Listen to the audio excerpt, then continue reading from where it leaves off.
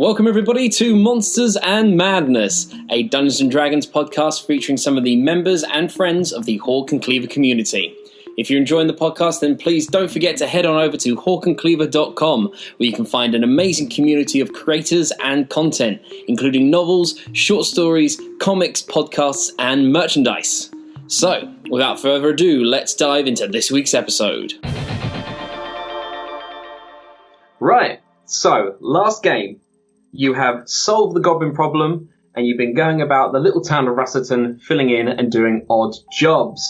There was a missing cat, one of the local alchemists needed some supplies, and then rather abruptly you were greeted by a completely naked man called Flink Merriweather, who had accidentally made a very violent suit of armour that had gained sentience and got a bit crazy. After helping him and sniffing his pillow, he is now a little bit more machine now than man, twisted and evil. But you've gone to the local blacksmith, Gilfer, to see if you can remove the parts of armour that have now bonded onto him. Gilfer said that he could look into that for you, but it was getting late in the day, so you guys decided to call it a night and head back to the Winged Horse. Is there any dealings or anything you'd like to do, or any loose ends you'd like to tie up, or would you like to just kind of cut to going to bed straight away? Can I do something, actually? Yeah, of course. Oran, what would you like to do? I would like to...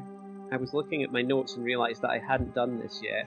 I'm trying to figure out what it's called. It's where I, bind my throwing axes to myself so they always come back. Yes, you have the ability to cast Bound Weapon as a Eldritch Knight. So yeah, that is easily said than done. You can take about an hour or so, just when you get back to the pub, with a pint, because you're a dwarf, so you probably would do it with a pint. You just spend an hour or so just concentrating and channeling your energy into these throwing axes that you have. After a while, you kind of feel the magic wash over them. They kind of flash a bit. And you could even do it if you wanted to right now, or you could go outside into the kind of town square by the well. You huck the axe, and it just kind of goes off. And then you just kind of snap your finger, and it just magically appears back in your hand. You hear a window break in the distance while it's away. It's okay, ring good credit. Yeah. Phil Colley howls. Oh god, the dog! Phil Colley the dog. Yeah, unfortunately, I feel like you're now playing the game of loose ends. We're going to bring all of these things back up forever. While we're there and we're in the pub before we turn in, having marvelled at the arm wrestling contest between Oren and our mechanical friend previously, I would be interested to see how Oren performs in an arm wrestle against our hard-hammering blacksmith friend. Wouldn't you, everybody? Aye. We get a slow clap going in the pub. Wrestle. Yeah, Gilfer's there. He's probably already on his third. He is chugging these ales. Kind of Gilfer. Although he doesn't actually move his neck at all, he just seems to just be nothing but brawny shoulders and back. He kind of turns. There's a weird kind of twist in his lower back, and you hear this almighty crunch. And he's like, "Yeah, I could go for an arm wrestle, sure, yeah, that'd be great." I've forgotten that was his voice. Did we forget that he was a Stallone? He just puts his big beefy thud of an arm onto the table next to you, Oran. All right, Gilfer, let's do this. All right. These will be contested strength rolls, so we'll both roll at the same time and see who gets higher. Is it D20s? It'll be the D20s, yeah, and then you're just plussing your strength. Just a little quick question to the group. What do we think? Do you think he had a +4, +5 to his strength? Who, Gilfer? I'll let you guys decide. No, Oran's already decided he's got all these characters. He's got to be pretty strong, hasn't he? I mean, yeah. He's hammering all day, and he has Stallone's voice. I reckon it's a 5. Sorry, +5. Yeah. Okay, it's a +5. Whose side are you on? The side of sport. Okay, is anyone putting a wager on this? I order 2 extra pints from the bar and say both of these are from the winner. You kind of see Gilfer's eyes just go a bit bigger and a bit wider. If he had eyebrows, which he doesn't because they have just been obliterated from the sparks of the anvil, if he had eyebrows, they would go up slightly, but they do not. Okay, Oran, are you ready? Yes. Here we go. First roll. 10. Okay, I'm 17. So it starts off in the middle and straight off the gate, like you just see veins just pop all over Gilfer's like forearm and bicep, and you like literally grab onto the stool to make sure you don't topple over. Okay, it's 1 towards Gilfer again. Oh, 22. 1. It goes back to the 21. Just beat me by 1. It goes back up. 1. Oran wasn't ready. He was like, "Oh crap, here we go!" He just wrenches. It goes back into the middle. Again. Yes. 19. Okay, I got a natural 1. You twist and you just really get that shoulder and just hammer it down. I'll let you move 2 places, so it is on the cusps now. Oh, 1 more, and you've won. this is exciting. Here we go. Roll again. Good dice rolls now, Oren. 19 again. I only got 10. Oh! He's done it. Don't know how, but you just wrench it down. You just thud into the table. Kind of They thought it could never happen. I'm with him. Can you now like stand on a stool and clink the 2 beers together and just pour them down? Stone Cold Steve Austin say. Exactly. Oh, brilliant. That was I'm a little bit tired from walking the forge all day. Yeah, that's great. Blimey, well done. Smashed it. That's the Couldn't have done that best. with a robot, could you? I know. That's the best rolling I'm going to do all night, Yeah. probably. For those listening in the podcast, I'm putting that dice away now. That dice doesn't get to play anymore. That dice has shamed me. Okay. So, we have Oran magically binding to his hand axes, which he can throw and summon at any point. He's successfully won an arm wrestle against a big burly blacksmith. Anything else anyone else would like to do? I'm gonna drain my drink and watch the frivolities. Alright.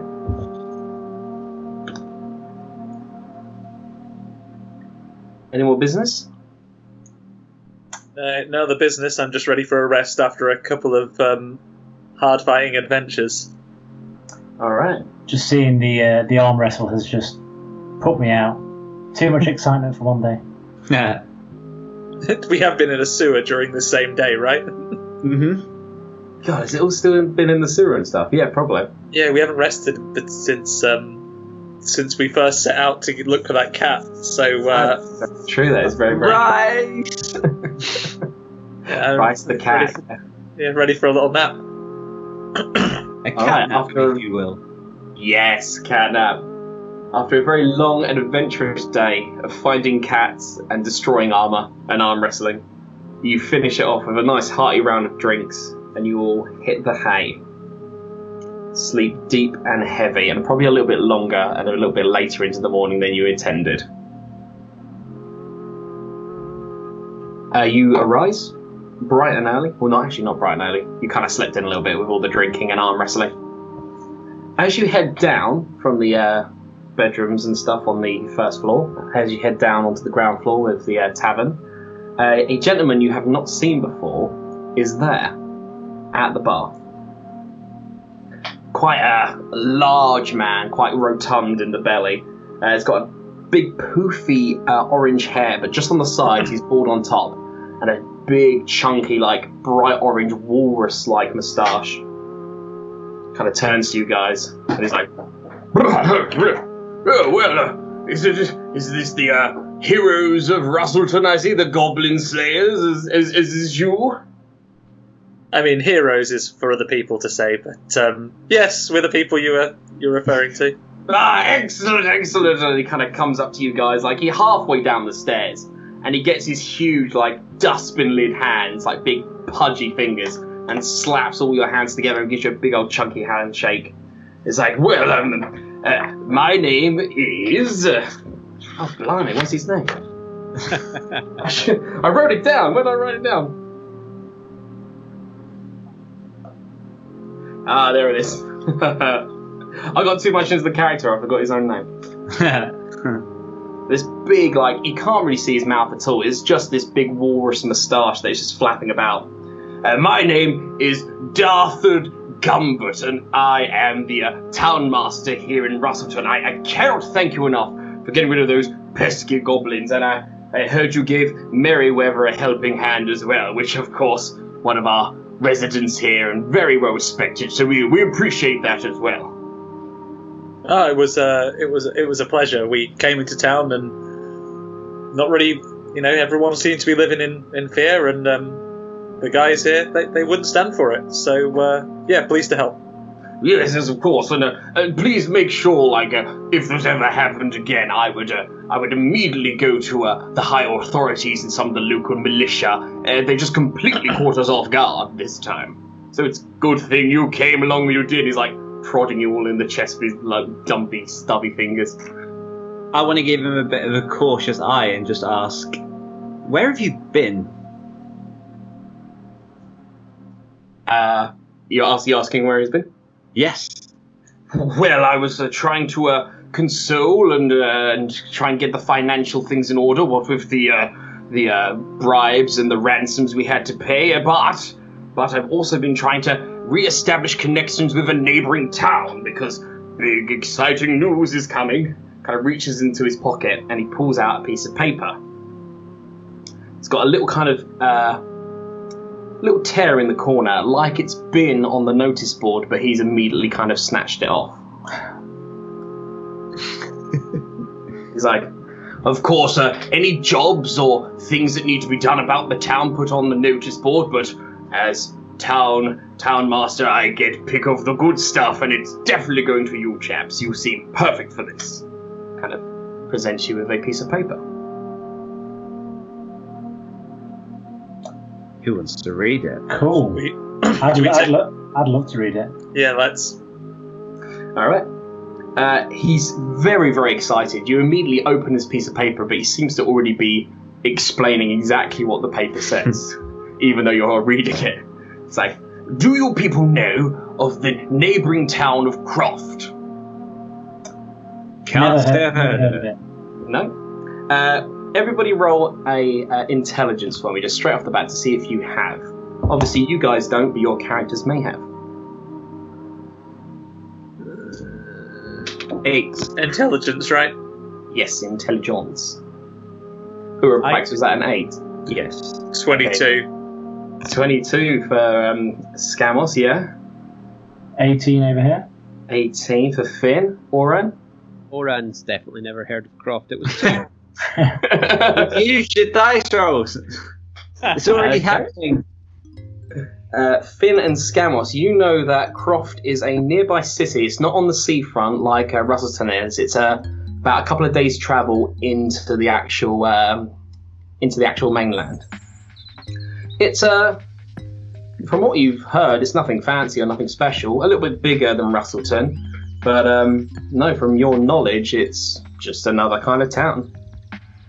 However, Darthard Gumbert, the town master, is very, very excited. It's like, Kroft has had a revelation, a rejuvenation. It's absolutely fantastic. They've discovered this form of arcane power, and the city lights itself. It's like a candelabra. It's like a firework display. Everything runs like clockwork and like steam, but it's not steam at all. It's all this magical new power. It's absolutely fantastic.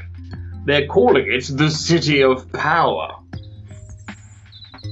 That certainly sounds interesting. Far more interesting than yes. This town. No, but this is the best thing. This power supply is absolutely free. This wonderful man who invented it, his name's Bunzel, Professor Power they're calling him. He's created this energy source, and it's powering the whole town, and we're getting this magical, he calls it golden thread, which will connect our town to the power supply as well. Ah, interesting. And he starts jabbing the piece of paper that you're currently holding in your hand. It almost slips out of your hands. So where do we come in? Well, this is the thing. It's like prodding it. He needs some correspondence from this town to go and chat with him to make sure everything's on the level and we're all ready to receive the power supply. He kind of points at all you guys, and I think no one else would be better for this job. I whispered to the others, I'm pretty sure there's a catch. I look at Darthard and I say, well, the best isn't the cheapest. He looks you in the eye, kind of looks down at the paper, looks you in the eye, looks down at the paper. Finn, you look down at the bottom to go and talk to Professor Bunzel and to let him know that Russellton is ready to receive the power supply. He's offering 4,000 gold. Whoa! Guys, this is amazing. Just to go and give him the thumbs up. So a lot of windows. That is a lot of windows. A lot of windows. So I'm just going to sort of huddle with my comrades here. Guys, 4,000. It sounds too good to be true. What do we think? Well, I don't know about you guys, but I think we can certainly take the job. We can go and take a look into it. And remember our old rule, if anything does seem suspicious about this Professor Power, we'll establish with Darthard in a minute if he understands if Professor Power is capable of bleeding, because then we'll know that if this goes south, exactly what we can do is Plan B. Can we just check with I think we should also I'm also whispering to you guys as well. I think we should check with Darthard if there's anything we shouldn't sniff. Can he offer us a means of travel? I mean, if he's going to upfront 4,000 gold, could he lend us some horses? Before we leave town, though, don't we need to go and see a certain man about a certain magic carpet that was promised to a certain bunch of adventurers? A certain man who's currently in agony because his certain armour is attached to him. No, it isn't attached to him anymore. It is. No, it is still attached. No, some of it's melded with his skin, yes. And we've just been partying and arm wrestling and sleeping late. He wasn't expecting us till morning. I mean, we go round, just before we go round, you give him that health potion, it'll be fine. So we'll go round there, we'll get the carpet, and then maybe any transport that can be arranged can be ready for us. That gives him time. I mean, in a way, that's less demanding. We're giving him time to get it ready. I think this job is too good to be true, and it's not. And my gut tells me there's a problem ahead. 4,000 gold for being a messenger. Something. Let's just pressure test this a little bit. Should we have a quick chat with Darthard here and see if we can find out anything else about the job? Sure. So we turn back round. Darthard, hey, we've just been we've just been discussing amongst the group, and we would love to help you. Absolutely thrilled to ribbons to go and give you that. Fantastic, yes. There are a couple of questions though, because obviously as the town master here, you want to make sure that this is safe and the best thing for your town, right? By all means, yes. So of course. we have your authority as town master to question and investigate Professor Power to make sure that everything's safe for your people.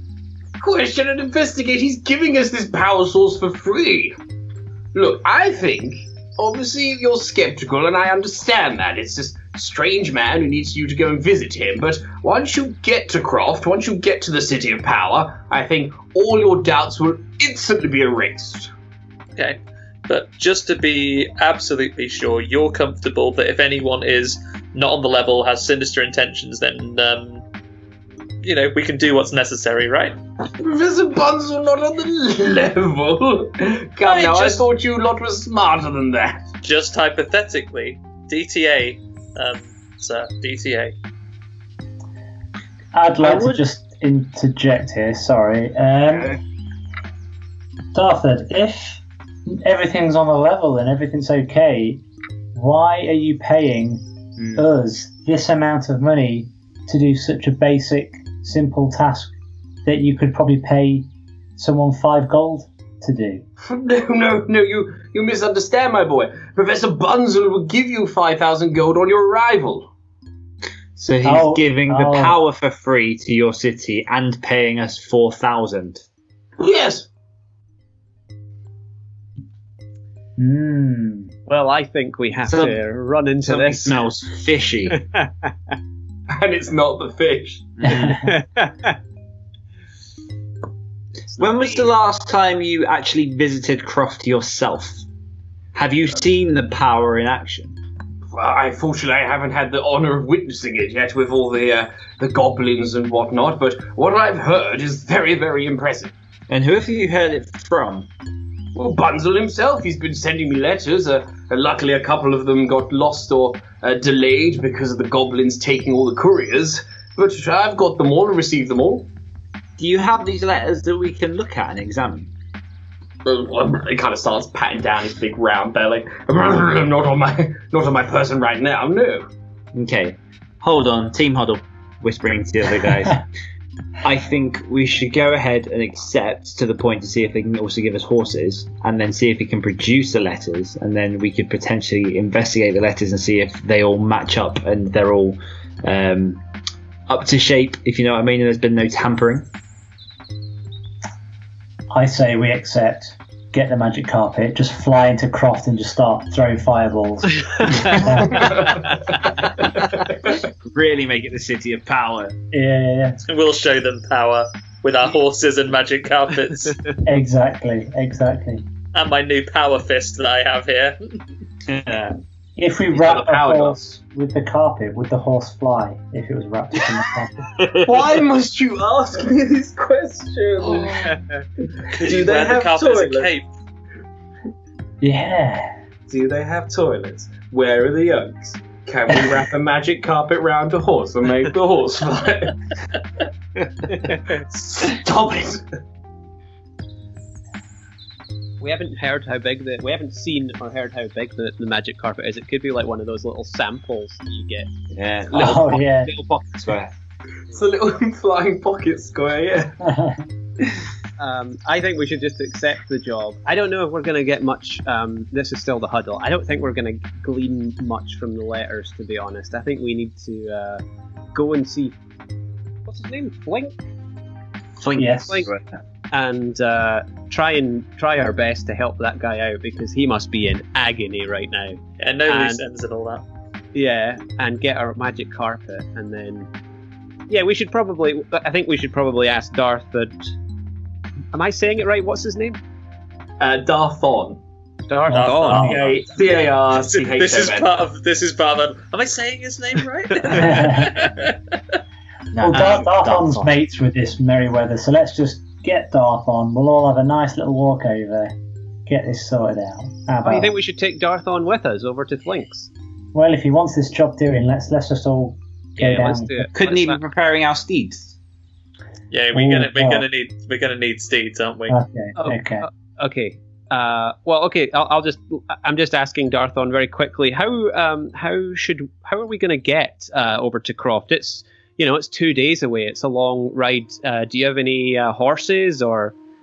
Yes, we have a couple of ponies and steeds that we could fly with. Nice. We need deposits though. Take it out the fort. Okay. Yeah. How much is a deposit? Is that like 5 silver for the price of a window? Is that how much you need? That's money back. So it looks at you like, price of a window? What are you talking about? Let's have a look-see. I would say that to rent some horses for a couple of days to get to Kroft and back, probably the deposit on the horse would probably be 3 gold each. Okay. Sure. What if we get 2 horses? Well, it's 3 gold each, so I think it's 3 gold per horse, right? Isn't it? Yeah. Yes. If we get 2 horses, then we can double up. Just save some money. I'm just saying, we could be economic here. You have 3 fully grown adults and a quite short but still very burly dwarf. I don't know if 2 horses would cut it. Yeah, let's treat ourselves, guys. We haven't really spent very much money for all the people we've slaughtered and taken the treasure of.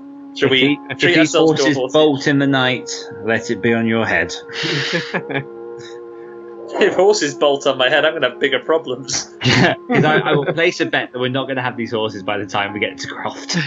We'll be, honestly, Oraprax, we'll be so careful with the horses. We'll water them and feed them and talk to them and give them names. It's not us caring about them that I'm concerned about.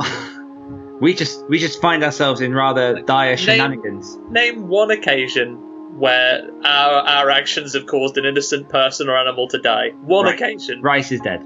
I know that's not us, but Rice is dead. We weren't quick enough. Chen is dead. Chen, yeah, I was going to say. Chen. Well done, Warren. Yes, Chen is dead. Name 3 occasions. You said let's bring a name up a Chen. Again! We're putting down a deposit though, so it really doesn't matter if anything happens to these horses. We're not seeing this world again. I think if it was just if this is a deposit, it's a lot like when you go to the horse races. You put the money down that you'd be happy to have spent at the end of the day, and if we don't get it back, that's 3 gold well spent for a horse. I was going to say it's 12 gold total. And you may potentially get 4,000 in the next couple of days, so I don't think it's that. I don't think we will. I would like to propose a deal to Darthan, since he's clearly the entrepreneurship businessman type. How about? Okay. Hold on. Before you do, Finn, who's got the best persuasion? Finn's on a roll. Let him do it. Do it, Finn. Since we're clearly guaranteed this 4,000 gold, how about you front us the horses, and on our guaranteed return, we will give you 20 gold per horse. Make a persuasion with advantage. So, let's have a look. +5. Ooh, 11. Roll again. With advantage. With advantage, yeah. Roll twice. Take the higher number. That's not good. Oh no. 10. So 11 or 10. Yeah. You can kind of see his little tongue kind of stick out and just kind of lick the side of his big walrusy moustache. Kind of a bit of it's caught in the side of his lip. That sounds fine. Yes, 20 gold. Yeah, absolutely. Okay, you prepare as the horses. We'll go visit Merryweather. We've got some unfinished business there. As we walk away, I want to just also add that he was asking for an initial deposit, not talking about what the rest of that upfront that cost would be. So actually getting the whole horses for £20 is a fucking steal. Yeah. Who says you have to give these horses back? These might be just your horses now. When we get back, we can say the deal has changed. Pray that it does not change it further and leave. I'm just thinking we're not going to come back, so I'm thinking, let's just get some free horses. Alrighty. With that, Darthan thanks you again for accepting the job, and he looks forward to getting the power supply. He looks forward to your return. He's very, very excited, and he kind of bounces out the door. Nice. Poor guy. So you guys are heading over to Flink. Gotta grab Gilther and then head to Flink's, or is Gilther already arranged to meet us there? Because that's something we maybe spoke about before we went to bed. I think you were going to go to Gilther's first. Yeah, so we'll fetch Gilther as we discussed, and then we'll head along to Flink's together. Alright. As you head over to Gilther's Forge, you can hear, as you're a good couple of feet away from it, but you can already hear the kind of kind of thing. As you kind of come round the back of the forge and to the furnace itself and the anvils and all the bits and bobs, and there is a looking very sorry for himself, but clothed this time, Merryweather, as Gilther is picking up his hand, his mangled, bloody, metal-coated hand, and kind of looking at it and kind of turning and twisting it. Every time he moves it, he's like, ha ha ha, kind of thing. Kind of gets a very tiny, almost like a carving hammer, is just tinking it ever so slightly, kind of listening and stuff. And you can hear Guilford's like, "Oh, yeah, Merryweather, yeah, you really got yourself in a bit of a predicament here, haven't you? Yeah, I don't really know what to do about it." And then Merryweather's there like, "No, come on, you've got to do something." He's like, "Oh, I mean, we could take the whole foot off and maybe, like, get you, like, a peg leg or something." He's like, no, don't take the whole foot off. At that point, you kind of guys come around the corner. Guilford's like, "Oh, here's the guy with the arm wrestling. Yeah, you're great. Hey, Guilford, how's things looking here? I'm not gonna lie, it's not really good, no. He's kind of got it all wrapped up in metal, and it's really tight, and there's no seam. It seems to have sealed itself." I mean, I feel sorry for the guy. He's okay to talk right now, though, right? Because he owes us a magic carpet. That's what "Oh, yeah, sure." He kind of drops the metal-coated hand, which clunks onto the anvil, and Flink's like, "Ah!" "Hello." Hey! Now a good time? Remember us, Flink? Yes, I remember you. You promised us while you were screaming and crying last night that you were going to give us a magic carpet. Yes. It's not finished. I'm not going to lie. Define not finished? Still needs a bit of work on it. So give me... It kind of slowly lifts up his mangled hand, looks down at his peg leg of a metal stump of a foot. Give me maybe a week or so. So what you're telling me is it's just a carpet? Aren't all flying carpets just carpets? With the extra time that you're going to have to work on it, will the carpet's flying ability be strong enough to lift a horse if the horse were hypothetically wrapped in the carpet? And then us on the horse as well. Why do you ask these questions? Okay. The only way we learn. Will it How carry else do you expect me to have fun, Lewis, if I don't ask these questions? Okay, flying carpet. We're going to lose Lewis for 20 minutes in forums. Yeah. Looking at the maths equation of how you work out how much magic carpets can carry. Could someone Google, like, how many pounds a horse is? We know, it's 20 gold. No, not you dick. I'll ask this imp. Hang on. Dear Siri, how heavy is a horse? This flashes a picture of my mum. Weight of a domestic horse is 500 to 2,000 pounds. 500 to 2,000 pounds. So 2,000 That's pounds. Big. let's split the difference and say 1,200. Yeah, he did say it was like a pony. Okay, flying carpets. Do we need to look into multiple carpets here? How many pounds? Call it 1,200. 1,200. Kind of meta knowledge and stuff, but I'll let it slide.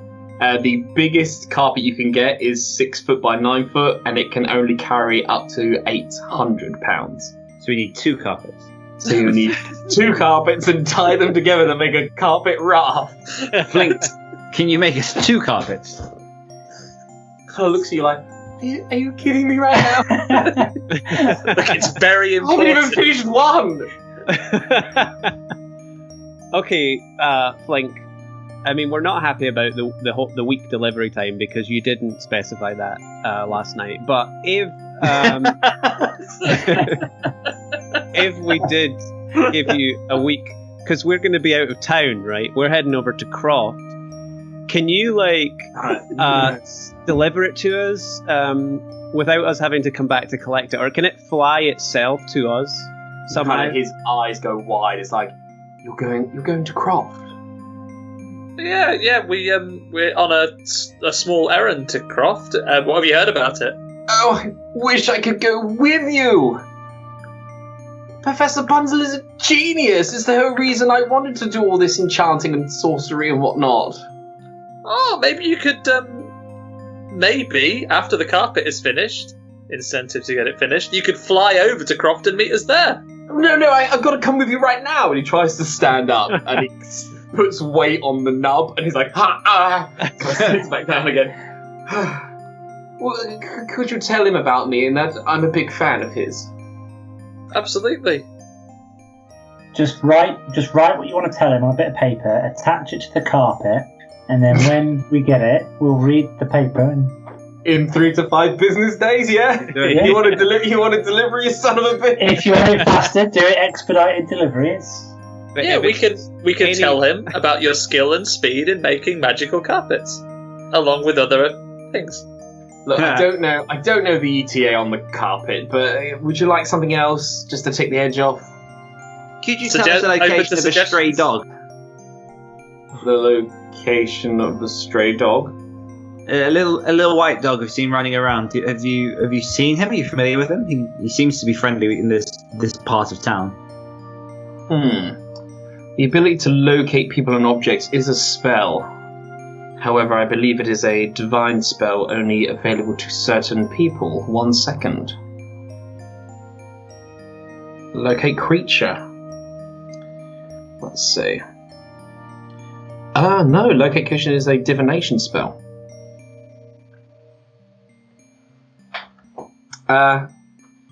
He kind of looks at you. It's like, it's not something I go into, the art of divination, but give me some time and I could maybe find this... a dog? His name is Phil Colley. Okay, well, knowing his name will help, yes. I turn to Gilfer and I say, have you seen any sight of this dog? Because we've seen him twice and we've been here like 2 days. What colour is it? Dog colour. Oh yeah, dog colour dog, yeah. Yeah, there's a couple of stray dogs. I mean, you can't really feed them because then they don't leave you alone. But yeah, I mean, I see a couple out and about sometimes. Any one place in particular, or just roaming? No, just out and about in the town. Okay. More near the resident area, because there's a lot of, like, food and stuff, you know? Good to know, thank you. So, Oh, don't worry about it, it's great. So, Flinky, you mentioned something to maybe take the edge off, because I'm feeling a lot of edge right now. You're feeling it. We are such dicks to this poor man. It's like, okay, hold on. And he's got like a little messenger bag, like a little satchel on his side, kind of flips it open with his good hand, and kind of Mary Poppins reaches in, and his hand completely envelops it. It almost seems to be a very similar item to the backpack you guys currently have, the handy haversack. Hey, this bag looks pretty good, guys. Maybe we can get this. Yeah. No, the bag stays with me. He reaches in, is kind of wincing a little bit because he's got to twist his arm ever so slightly. And you can hear like clanging and clunking and like stuff being toppled over. And he pulls out it's almost like a trophy, like a golden, big, fancy golden cup, like the World Cup kind of thing, like a big trophy kind of cup. Kind of looks at you guys, and kind of as he presents it to you, this weird liquid like sloshes out of the cup and just kind of falls all over the floor. And he's like, "Oh, whoops!" He's like, "This was gifted to me as a little friendly competition of a wizard battle that I won." Nice. What's the liquid in there? I don't know. My enemies. Kind of shrugs. I don't know. Kind of hands it to you, gestures to give it to you. Okay, who's gonna drink it? One of us has form. I mean, Wait, don't drink. Yeah. Someone take it, because I've only got one hand. Okay, I'll take it. We'll take it, yeah. Okay. why? This trophy has been imbued with a very strange and unique magical property. Every day, there is a new potion in the cup. You can bottle it, or you can keep it in the cup. However, each morning it will vanish and a new potion will arrive and appear in the cup. You have the ability to kind of use magic or use your medicine and skills to determine what the potion is before you drink it, of course, but like a lottery. Fun. I like this a lot. Thank you. You see? This is good. The edge has definitely subsided, Frank. Thank you so much. You're welcome. You're a good man. We'll say excellent things to you about you to old Professor Bunzel. By the way, does he seem on the level to you? Show him the cup. Show him the cup. We'll show him. While this is going on, I'd like to be climbing up on top of the building to get to the roof. Oh my god. While he's climbing, this seems like this magical potion lottery cup seems like a good Finn item. Well, I just want to say to Flink that if we were the types of people to steal potions, we definitely wouldn't anymore after getting this. Good to know. Okay, Uraprax, you start climbing the roof. You can hear Guildford from behind you going, "Oh, hey kid, the front door's over there," kind of thing, as you start going up. But Finn, he kind of gives you the cup and is like, yes, so you just, you can bottle it or you can just drink it straight from the cup. It's random every day. It's a little adventure. And I can put this in my bag and the liquid won't spill? Oh, you've got a bag as well? Yeah, And then lifts up his little messenger bag. He's like, we bag, buddy. So good. Yes, you are now in possession of the Wizard's Cup. That's a better name than the potion lottery cup that I wrote The down. Potion Lottery Cup. The Wizard's Potion Lottery Cup. Wizard. I like the lottery cup name. I'm going to write that down instead. Alright, so you can, at any point, drink from the cup or bottle it and drink it at a later time in the day. Before you drink, obviously, or bottle it, you will roll a 20-sided dice to determine what the potion is. Nice. And then you can just randomly drink it and hope for the best, or you can use some kind of magical or kind of medicine abilities or arcana abilities to determine what the potion is. So if we were to bottle it up into 4 bottles and then one of us was to drink it, the effect would happen, but then obviously the other 3 people would know whether they would want to. And there is enough in the cup for one, so you can either pour it into a bottle and give it to someone because it's a bit easier to carry it in this big kind of trophy cup. I see. Or you can just, like an absolute dick in the middle of a battle, just get this big trophy, almost like you've won the Formula One and just got to down yourself in this potion. Drink it in a clinch like Popeye the Sailorman. Yeah. But if you put it in a bottle, that won't change next day. Only the contents no. inside the cup. At the end of the day, or every morning, either in the cup or bottled, the potion disappears and the cup refills. Okay. Okay. Yep, that sounds good. While he's explaining, while Flink Merryweather is explaining all this stuff to me, Uraprax, you're on the roof. What are you doing on the roof? I'm just having a scan across the streets to see what I can see. I want to see if I can spy Darthan, make sure he's not up to no mischief, and I want to have a look and just see if I can find Phil Colley. Alrighty, roll a perception then for me. 16. 16. You don't see any stray dogs. However, you do see the kind of middle of the town square where the well is and the notice board. A horse, a big, chunky, work pony, has arrived with a big kind of wagon on the back of it. This wagon has several long, nicely carved, dead straight, trunks, almost like telegraph poles. Darthan is there next to it, kind of greeting the person riding this horse and cart. The person on the horse and cart you can't hear what he's saying, but he's kind of gesturing to these telephone poles, kind of points to the kind of main strip where you had your goblin ambush with the hobgoblins and bugbears, and you can kind of see that he's obviously explaining that obviously these poles will be posted along the tradeway and this pathway here into the centre of town. He kind of starts gesturing over to the resident area. Darthan, like, nodding in agreement. The walrus moustache kind of flapping and going in the breeze. But no, apart from that, you don't see any stray dogs. Okay. However, actually, with that 16, I will say as well, in the town square, where the horse and cart and these new telegraph poles to transport the power has arrived, there are 4 horses tied up outside the tavern waiting for you as well. Cool. I jump off and use Featherfall to soften my landing. Alright.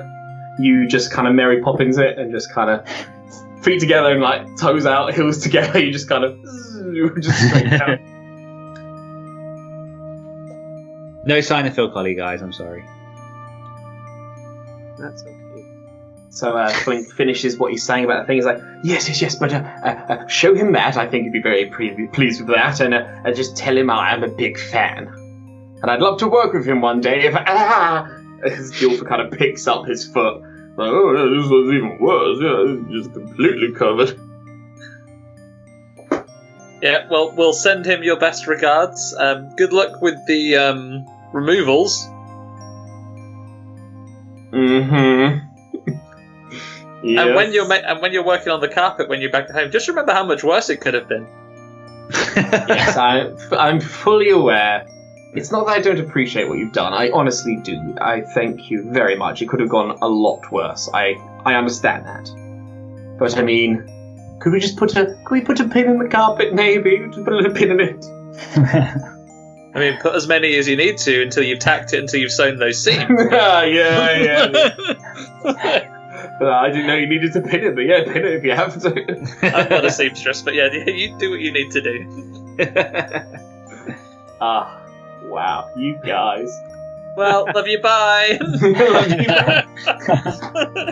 Skipping away. We wait and look expectantly to see if he says it back. Thank you again, I'll see you soon. Okay, make a note of that. As you start to walk away, you see Gilfer picks up a very big, very chunky, very battered hammer. Kind of looks at the hammer, looks at the foot, looks at the hammer, looks back at the foot. And you leave Gilfer's forge. To the sound of screams. Yeah. Okay, let's go collect our horses. Yeah, I think that's... Horses, you say, Araprax? Did you see them? Yes, I saw 4 horses. I saw 5 horses, actually, but 4 were for us. And Darthan was busy communicating with some man about some logs. And with your horse... The repair efforts have started. With your horse knowledge, would you say they were 500-gram horses or 800-gram horses? I mean, gram horses, they'd be tiny. Pound. Maybe like half a bag of sugar. Yeah, that'll work. Teeny tiny horses, mini Shetland ponies. No, they look like considerable. I probably estimate, rough guess, maybe 1,368 pounds. Just as a guess. Okay. I mean, I'm not a horse breeder, but yeah. I'm not a horse breeder, but I'm pretty sure one was a chestnut, one was mahogany, and one was another type of wood. Well, just so we don't get confused with this, Waits, GM, could you tell us, around the Sword Coast area, do they use the metric or imperial system? Yeah.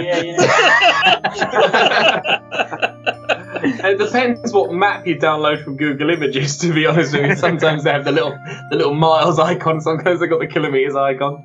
Us, they're aware of both. Uraprax, did you say that one of the horses was oak? I might have. Oh. I don't know horses. No, but I'm thinking, could it be a relation? Guys, you figured it out. Or could he be made of wood? Quickens his pace to get to the town centre. That is running like, come on, guys, the horses. Yeah. Okay, you get back to the town centre and there are 4 horses waiting for you, as well as Dartha Gumbert, who is currently still chatting to this man who has arrived with these telegraph poles. Kind of sees you guys and gestures you over, Darthan. He's like, come here. It's like, so these will be rooted into the ground and they'll stand up nice and tall, and then you connect And he kind of looks at the guy. It's like, and you connect the power via these pills. And the guy in the back of the cart's like, yeah, I mean, you're not really supposed to touch it because it's quite powerful magic, so we'll keep it elevated above, and then it will kind of connect. We'll do little kind of holes in the roof, and it will connect into your houses and light and power your houses and stuff. But we could probably get these done in a couple of weeks or so. We're still coming towards you guys, but we're just planting these here ready for once we finally get here. Interesting system, these towers that will convey the magic into town.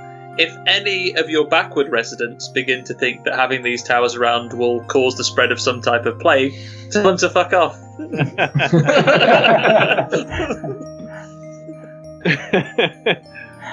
Are we really doing five? This is 5th edition. 5th edition. This is 5th edition Dungeons and Dragons, and we do have 5G poles going up. 5G masts. Topical. So, first we had a lockdown where no one could work, and then there was all these weird poles and masks going up. Escapism. Yeah, write what you know. Yeah, and we had like a crazy high-profile inventor that has loads of really weird ideas but fails to execute them too well. And I killed next door's cat, so very topical. Okay, so even with these horses, it will probably take a good 2, maybe 1.5 days travel. Obviously, the horses are quicker than you, but obviously you're probably just going to be going at a steady pace, and it's more just make the journey easier for you guys. That's good. What are we naming our horses, guys? That is the question. God, hold on, let me get a scrap bit of paper because I'm going to have to write this down as well, aren't I? Yeah, can you describe the horses to us each so we can make sure we pick suitable names? Really? Yeah? You really want to guess? Yeah? I need gender, size, and colour of horse. Okay. We've got a little bit about their personality. We've got, forgive me, is the female horse the mare? Yes. Or is the male? And then what's the male horse? Steed? Stallion. A stallion. Stallion, yes. Okay, so we've got one mare, which is the, God, I don't know the technical name, but you know, like the white and brown one, like the white one with the brown spots. Yes. Albino. Yeah, we've got a white and brown. They look up horse colours now. We've got a stallion, big, chunky, probably like one of those big, strong work horses. You know, it's got like the big, long kind of white fur on the hoofs and the legs and stuff. The big mane that kind of covers its eyes. And there's another mare that looks just like Roach from The Witcher, because fuck it. Dibs. And another mare, which is a midnight black. Is this a nightmare? It is a nightmare. Okay, so we've got a white and brown polka dotty mare. I don't know the technical name. But it's a type. I know it's a type, of course. I don't know what it's called. You mean piebald horses? Rose grey, dapple grey, flea bitten, cremello, perlino. Oh, Perlino. Maybe that's the one I'm thinking of. That rings a bell. We've got a nice chunky work stallion with a big mane that covers its eyes and like the big white, very big hairy white hoofs. Roach from The Witcher, because I'm running out of things to think of. And another mare, which is jet black like the night. Any preferences, guys? Should we roll to see the order that we pick? Yes. Sure. Yeah, that's fair. That's the fairest way. We're all about fair. Well, I've written them down. Oh, actually, no, that wouldn't work, would it? Never mind. No proficiencies, just dice roll. Yeah, I got 14. I'm going to pretend mine was higher than 7. I got 12. I got 10. Oh, okay. Oren, you get to pick first. I want that big stallion. Yes. They're such a tiny dwarf. Okay, Oren has the stallion. And then was 12, was it? That Finn was me. rolled a 12? Oh no, Scamos rolled a 12. I'm gonna take the big black mare. Okay. From behind. Wow. And then I believe it was Finn, third. Yeah, I'll take the white/brown spotted one, whatever you called it. So I get roach. No. Yes. Rax gets roach, Okay. and Finn gets the white and brown polka dot one. I would like to call my horse Sunflower. Okay. I'm running out of scrap paper. Okay, so we've got Sunflower. Orang, would you like to name your horse? I'm going to call my horse Fiasco. Fiasco, love it. Uraprax, would you like to name your horse? Horsefell. Horsefell. Really? It's a play on Aragon's horse Hasselfell. I love it. And Scamos. Blizzard. Alright. Even though it's black. Yes, specifically because it's black. Because I'm just that kind of guy. Yeah, a real piece of work. Alrighty. Alright, and with that, any more loose ends, or are you heading off? Did you say sunflower yours was, Finn? Yeah. I didn't write down everyone else's. Cute. I like it. It's important that we do this. Yeah, if I'm writing them all down, you guys better be writing them down as well. Okay, hold on. We've got Sunflower, Yep. which is Finn. Yes. Horsefell. Horsefell. What was your? Horsefell. Spell it however you want. I have no idea. And Scamos. Blizzard. And yours, Aran, was called Fiasco. Love it. Okay. Right, I've just googled it. It's a pinto horse. Pinto. A pintos are multicoloured with large patches, such as brown. Yes. You see, we're all learning. We're all learning the magic of D&D. Learning game. Know the cost of windows. Know the sewage systems. We know that if you meld metal to a man, it's painful. Yeah, who knew? Risks of 5G. It's all I also, I was going through my notes just while we were looking at stuff, and I have a book called A Brief History of Dwarven Doors and Hinges that You we've do? never read. Weave, it's your book. Yeah, but I imagine when we're all sitting around the campfire at night, we could read to each other. About hinges. help us get off to And sleep. doors. Draft horse. The big chunky stallion is a draft horse. A giraffe. A giraffe horse, yes. Draft horse, yes. There we go. Dungeons and Dragons and horses. A knight's tale. Can we get horse armor? It costs Oh. extra. Yes, it will cost DLC, is extra. it? Can the horses drink the daily potion? Ah. If you want to potentially kill them, yeah. Allegedly, you can lead them to that potion, but forcing them to You can't drink. make them drink. You can lead them to the magical cup, but you can't make them drink. God, we were on fire with the references. Okay. One more time. Any loose ends? Is there anything that we should know from Darthan before we attend our way? Should we see if he's got any final words? Is he here? I don't think he's here, is he?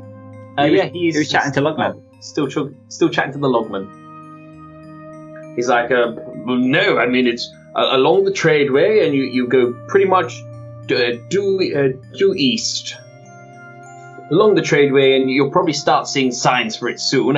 You guys came from that area and through the forest anyway, so you must know it like the back of your hands by now. Can I ask the guy who's here with the telegraph poles if he has any spare golden thread that I can have? The wire. Yeah. No, the magical wire is coming from the town. We are setting up the poles ready. So he doesn't have any samples around. Can I I ask should be so lucky. Can I ask him if his employer is Schmitz and Smanson? Smits and Smanson. No. Professor Bunzel hired us. Okay. Away! We ride! Right! Go, Horsefell! To Kroft. All right. Everybody make a animal handling check. Oh god. Oh god, here we go. Yeah. Shit. Okay. Who's gonna fall off their horse? Oh, 18. unnatural 20. 18 and unnatural 20. Yeah. Alright.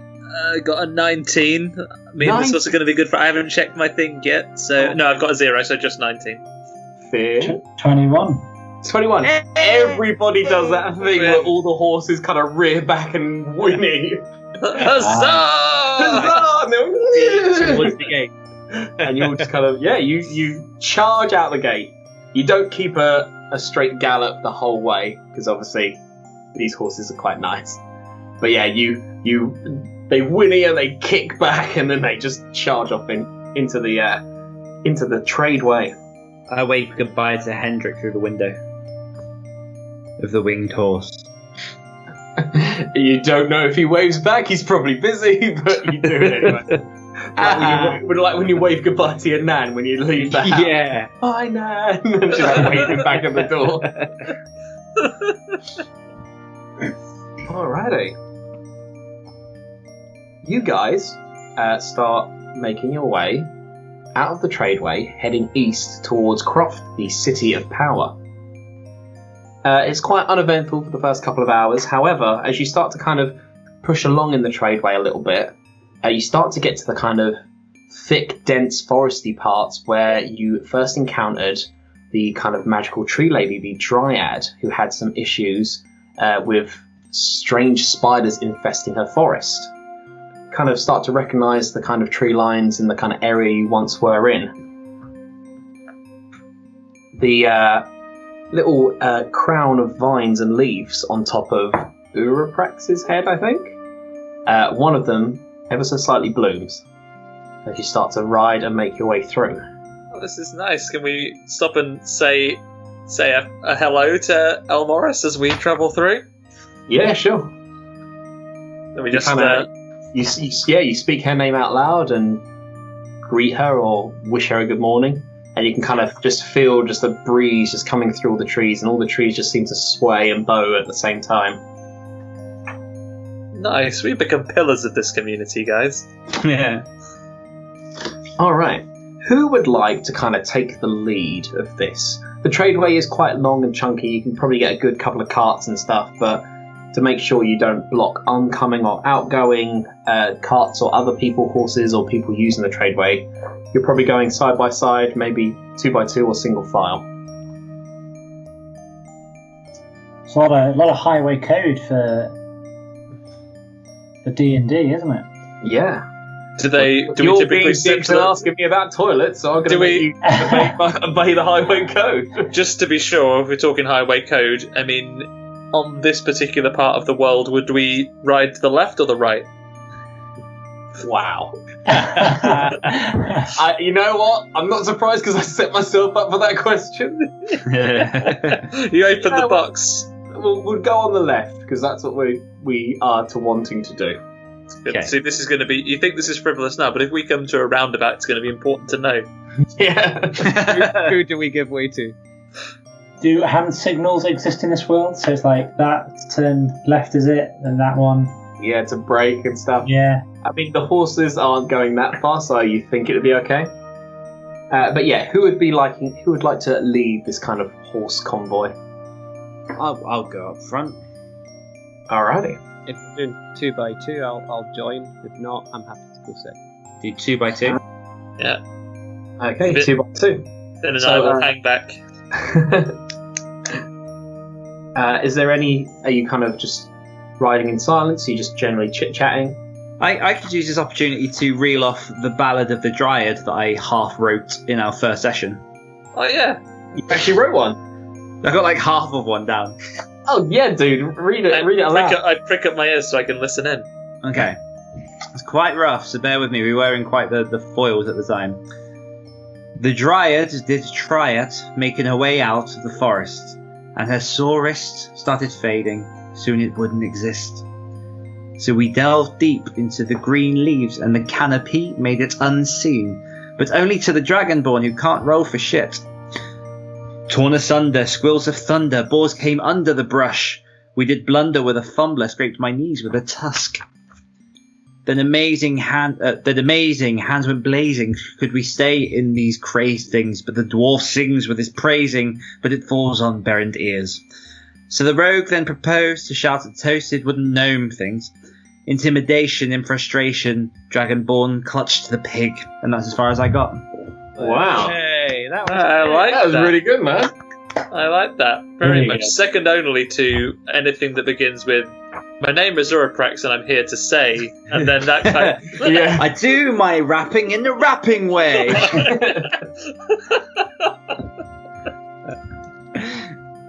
Okay. Excellent. Really, I loving it. Loving it so much. So, taking the lead, Oran and Uraprax, could one of you roll an 8-sided dice for me, please?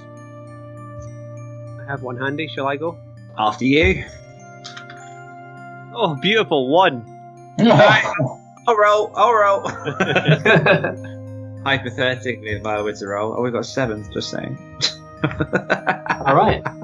You guys are kind of riding along, mind your own business. The path twists and turns with the dense trees and thickets and stuff. There are like a couple of blind corners. As you kind of go round and kind of go round one of these corners, and then it opens up again to a more of a straight. There are. Bear with me 2 seconds. Let's have a look. See. Can I just ask a question? I know you're in the middle of something, but I have a fighting style of great weapon fighting, and if I roll a 1 on a d8, I get to re-roll. And that was a d8, technically. But it wasn't weapon damage. Okay, fair enough. I love your enthusiasm. It wasn't weapon damage. As you kind of going through the thicket and through the tradeway, it banks round to the left, and then it kind of opens up to another straight. And there are 3 men standing kind of on the road. They're all kind of standing there, kind of not minding their own business, but they're kind of standing there and waiting. They kind of spot you guys, and they put like a hand up as like a "halt, please" kind of thing. What would you guys like to do? Let's just see what they want. Yeah. It was a polite halt, please. So, Hey yeah, guys. Yeah, hey guys. What's happening? What's the hold up? No, hold up. We're just doing some investigating, making sure the tradeway's safe. Can I ask where you guys are going? To We the town are- of Nunya. Is that I'm sorry. none of your business? None yet. We're purging forward towards the Kroft. We are sent on a quest from the townsmaster of Russellton. yeah, he's Oh, sending wow. us to Kroft to fetch some up, dog. What's up, dog? Yay! We all Like, high five. We all burst into big like end of Thundercats laughing. We're like, ha ha ha! I love that your camera moved with you then. Is that deliberate? Yeah. It's like, oh wow, you're going to Kroft, the city of power. I've heard good things. God, you guys must be loaded if you're going there. All the gambling and the nightlife. Not yet, we're not. Tell Nah. us more. Well, the place is lit up like a bonfire. It kind of the city that never sleeps. There's casinos, taverns. I mean, that power supply. I don't know how he does it, but it's incredible. Oh well, we hadn't really heard much about the nightlife, and is it an expensive town to be in? Well, I mean, spend money to make money, right? Guess so. Maybe you there's other guys- ways around it. Oh, sorry. No, that's all good. Go for it.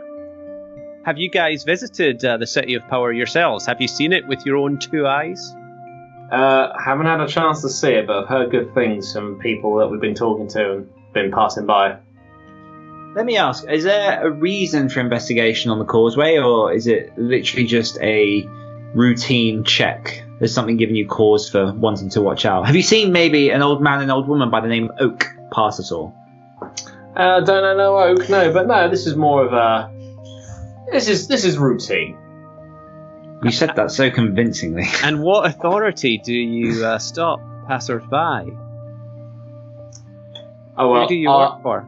our own good sir. And he kind of pulls out a sword. Okay, right. This has gone long enough. You know the drill. Kind of puts his hand out. Damn it, Oren. These three men all draw swords. The guy that has kind of been leading this conversation puts his hand out and is like, all right, boys, you know the drill.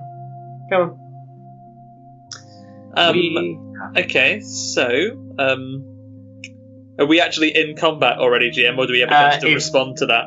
You have a chance to respond, but if you'd like to just dive in and start killing, yeah, go for it. I would like to lean in and say, gentlemen, before this goes any further, can I just give you 1 point piece of advice?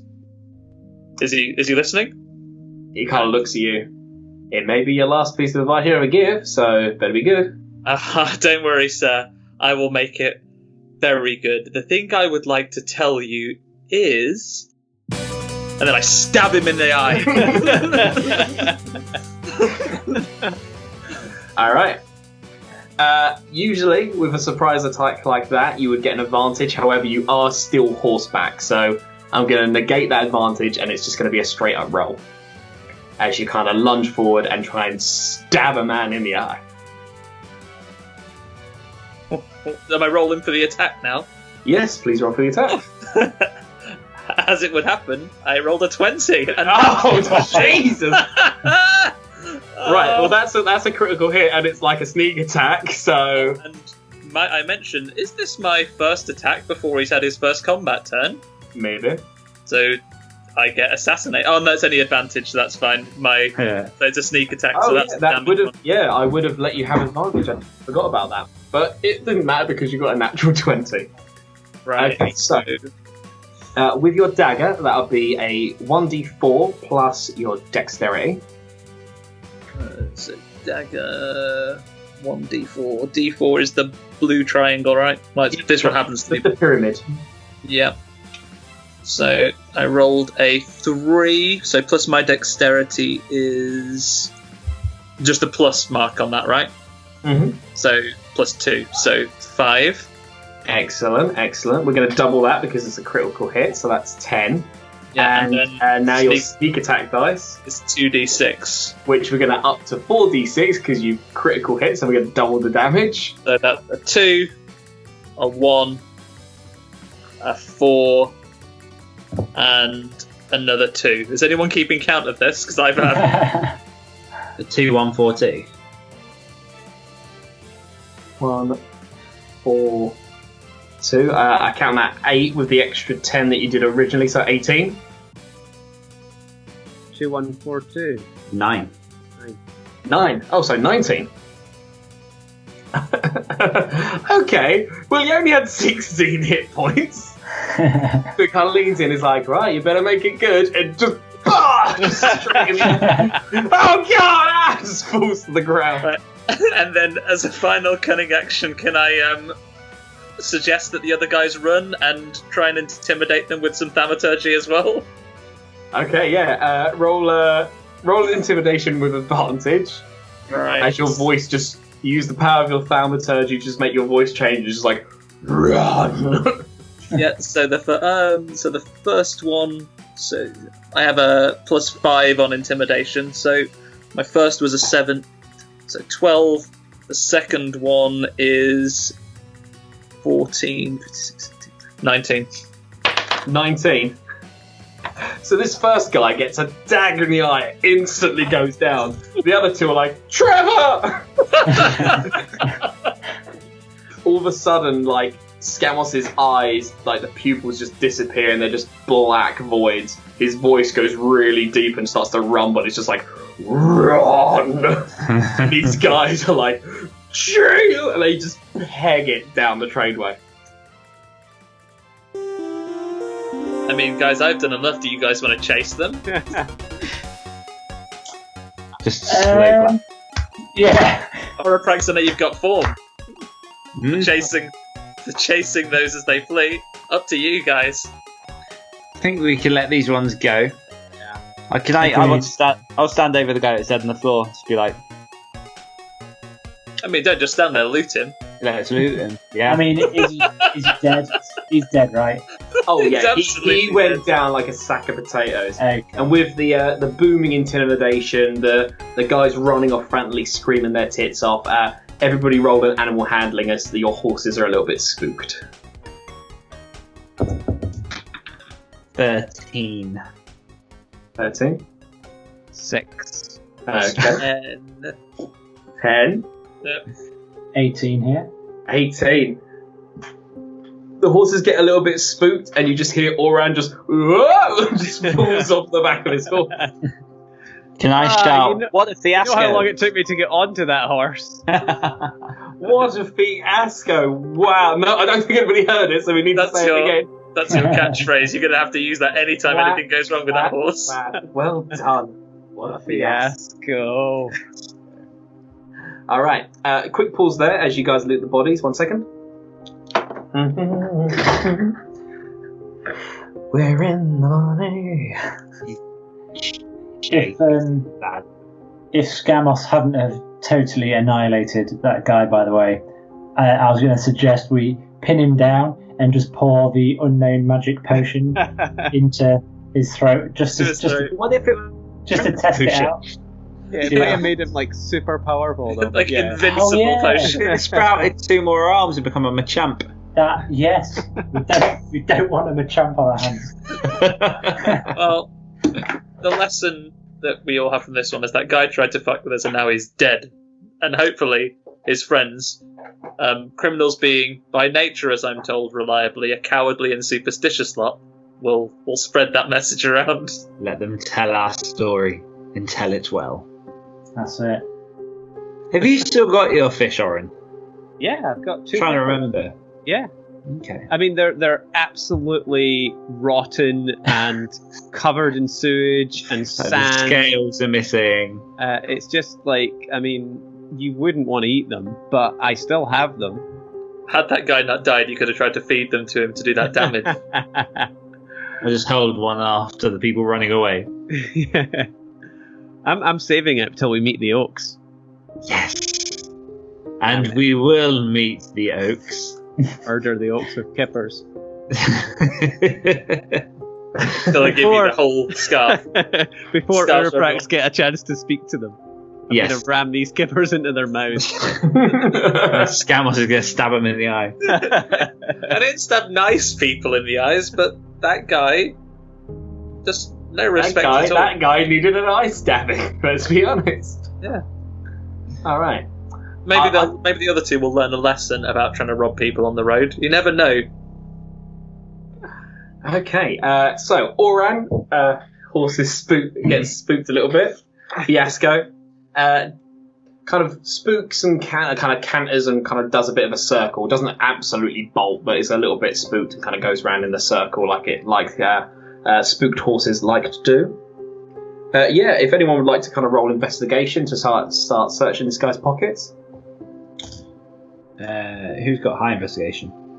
Mine's pretty good, I think. Mine's 2. Yeah, I get +5. All Go right, for it. So I rolled a 10, so 15. 15. As you start to search through his pockets, you hear it before you see it. This strange hissing noise. You kind of lift up a bit, and you see like these beady eyes looking back at you, and you kind of shit and kind of duck backwards as a snake from inside his pocket flies out and just kind of bites. I knew that wasn't his penis. Trouser snakes. What is this guy?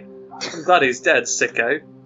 The snake, on further inspection, which has wings, starts to kind of flutter and fly about, and is like circling you and trying to bite at you, Scamos. As this little flying snake takes another little venomous bite at you. What's your AC, Scamos? Now it is 13. Oh, excellent. I got a 16. More than enough. As you kind of like, hey, like, Quinny, what the hell? Why has this snake got wings? It bites and manages to get onto your forearm. You're like, ah, fuck. As it pierces you for 1 point of damage, and you feel poison start to go and burn into your blood with an additional 7 points of poison damage, so 8 total. Son of a bitch. Okay, Oran, you're on the floor, on your back. Scamos is waving his hand about as this flying snake is now attached to his forearm, like, Jesus! Finn's on his horse, just kind of shrugging, like, yeah, this is happening. Yeah. Can I get over to Scamos? Yeah, sure. It's just a little. Is it attached? It's attached to his arm just now. It is currently bitten onto him, yes. Punch it off! Punch it off! I feel like I just want to grab it and I just want to like squeeze it. I feel like these arm wrestling hands are gonna be able to make short work of it. These destructible arm wrestling hands. Plus, okay, go for it. Just roll a strength. Oh, 13. 13, yeah.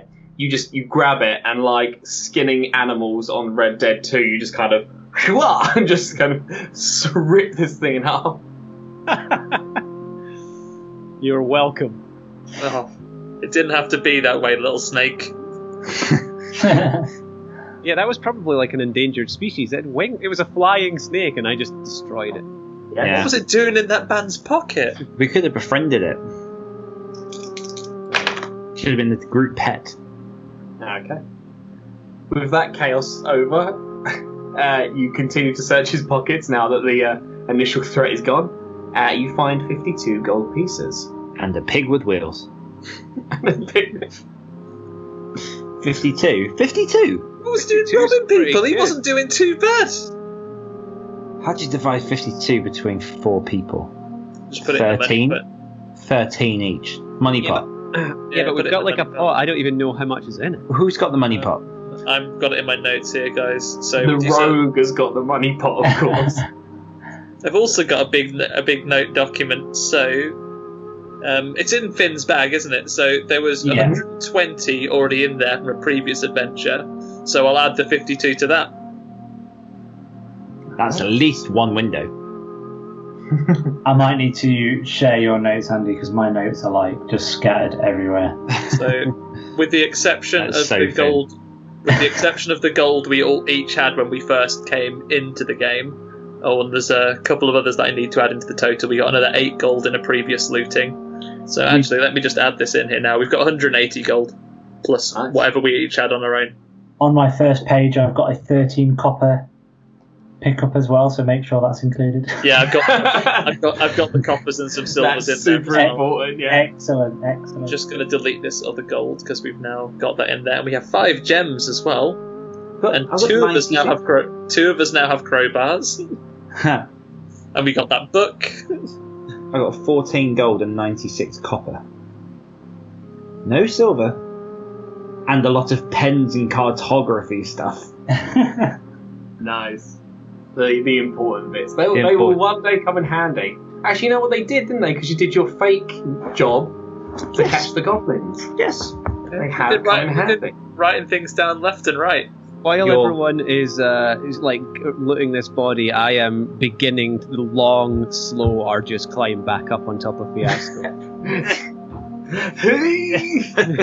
Would you say getting on top of this large horse very difficult is a right palaver? I look down from atop my horse with a slightly raised eyebrow and just for a moment watch and then extend a little offer of need some help. Yeah, I think so. Okay. I had a stool back at the winged horse. I got nothing out of you. I hop down from my horse and I cradle my hands to give him a boost upwards. All right. Yeah, I won't. You don't need to roll for it. You easily help Oran back onto his horse. And then I spank the horse's ass and make it run forward. Yeah. No. Okay. With that little encounter done and dusted, very quickly and easily, I might say. Does that annoy you, Dungeon Master? Yeah, they all had pet flying snakes that were going to fly about and attack you during the game, but you got. I got one on you. And it's that same arm. It's the one that the spider got. It's the one that the warg almost ate. This one arm. Yeah, it's battered and mangled, but it's the good arm. I've noticed all of our sneak attacks have gone like extremely well so far. Yeah, I know. Curse. No, hang on. We with the gnolls we didn't sneak up on. They caught us while we were chatting about what we were going to do. They smelled us. Excellent. Even in the sewer, very sensitive. So we can unilaterally say to the gods and fates that may be listening that all of our sneak attacks have not gone well. Okay. A fair amount, which we are very thankful for, have gone right. Okay. You guys continue on for the rest of the day. Anything else you'd like to kind of talk or discuss about as you travel along the tradeway? I try and engage Oren into a conversation over whether or not he has a sweetheart waiting from anywhere, or whether he has in the past learned from love. Well, as we all know, dwarven women also often get mistaken for dwarven men. It's because of the beards. So I've never actually found a dwarven woman. I don't know. I've never set eyes on one. They must pop out of the ground. That's what happens when they're born. So yeah, I don't have a sweetheart. I'm a lonely man, a lonely dwarf. But hopefully one day. One day. Yeah, I'm not When as this is all lucky. over. I'm not as lucky in love as you are, Uraprax. I've seen the way that you wooed Chen. Sorry to bring her up, but I'm watching and learning from afar. She was just a hollow fucksack. Wow. Wow. Okay. Yeah. No, I feel like we could have been something, but at the same time, it's difficult to take a bachelor and root him into such a partnership. I do sometimes wonder whether there are more women of my caliber, my race, very, very similar to yours. There are very similar features to the men. The only difference is their tail is on the front, and it's been a long time since I've seen people of dragon descent. You know what? I thought this game was going to be really fun. You know, we're having a good time, we're having a laugh, we're doing little references to kind of cult stuff that we like, and videos and games and films we like. And then Dan comes along and says that he had sex with a woman and she was pretty much just a fucksack. It's because I'm trying to fuck away my pain.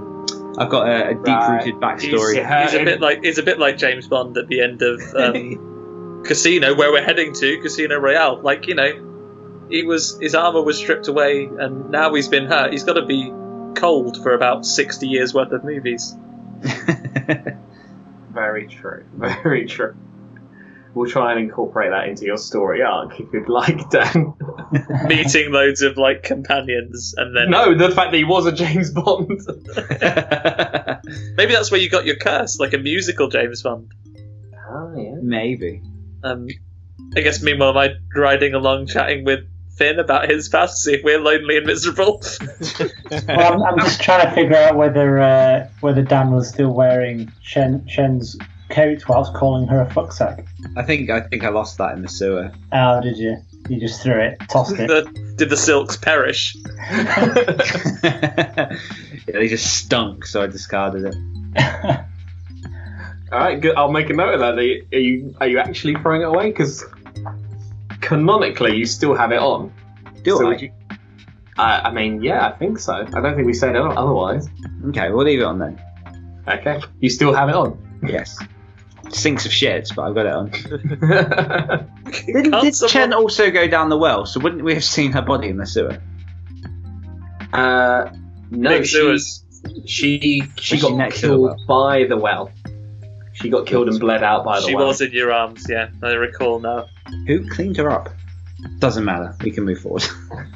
I don't care anyway. We don't care. It's fine. I don't care. Okay, scam on some Finn. Is there anything you guys are chatting about? I just want it on the record that Iraprax was wearing the dead cat's coat whilst calling her a fucksack. So we're like the state of this guy. Yeah, he's this guy pretending. needs I'm in a glass case of emotion. He's Oh, pretending my he God. doesn't care, but I know. He does care. He does. So I guess I can ask Finn, like, you know, what his situation is at home. We know from brief discussions that he had to leave his hometown, but does he ever hope to go back there once he's proven himself as an adventurer? Yeah, I mean that was my goal all along. I mean, I see human women all the time, so that's not really a problem. But they just don't seem interested. I'm not sure why.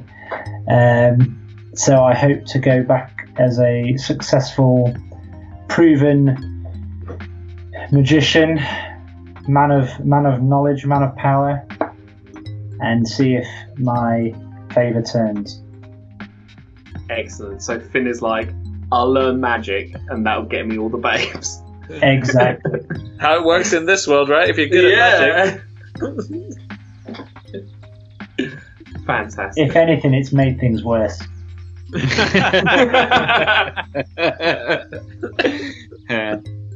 Okay. With the kind of chuckling and light conversations that you guys have, the rest of the day is uneventful. The sun starts to set, and you are getting to that point where the horses are starting to become a bit restless, and it's probably time to kind of find a place to hitch up the horses and camp out under the stars. Come, Horsefell. Tend to the horses, make sure they are adequately fed and watered. Alrighty. Are you guys kind of taking the kind of grass on the side of the tradeway just along the tree line like you did before, or are you going into the forest a bit thicker and deeper? I think we should go a bit deep.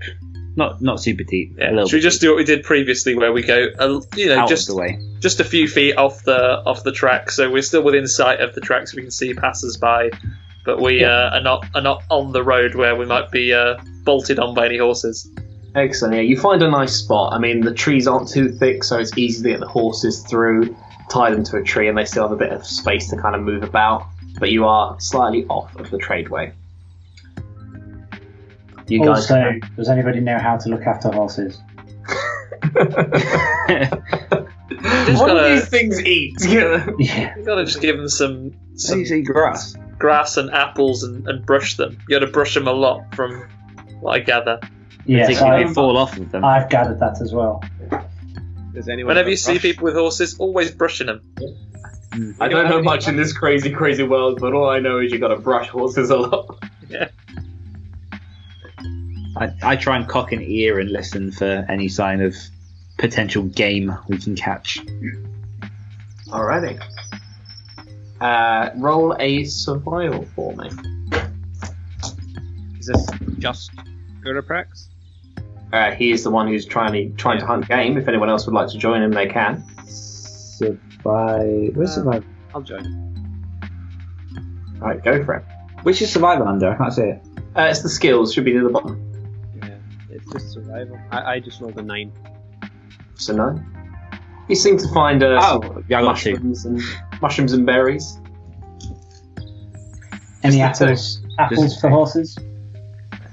With a 9 and a 2, no. You find some fungus and berries, some wild raspberries, and some kind of fungus growing off the side of the tree.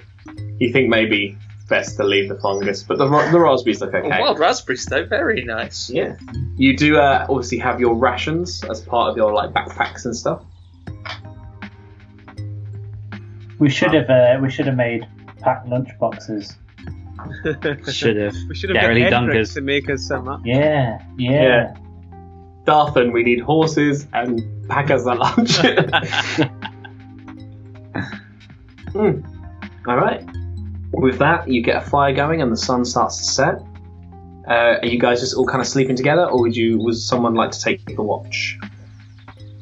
I can take first watch if you like. Okay. Okay. I want to watch the stars and dream of someone who isn't Chen. Alrighty. Everyone kind of drifts off to bed, apart from Uraprax, who stays up for the first watch. Roll a perception for me. Oh fuck, okay.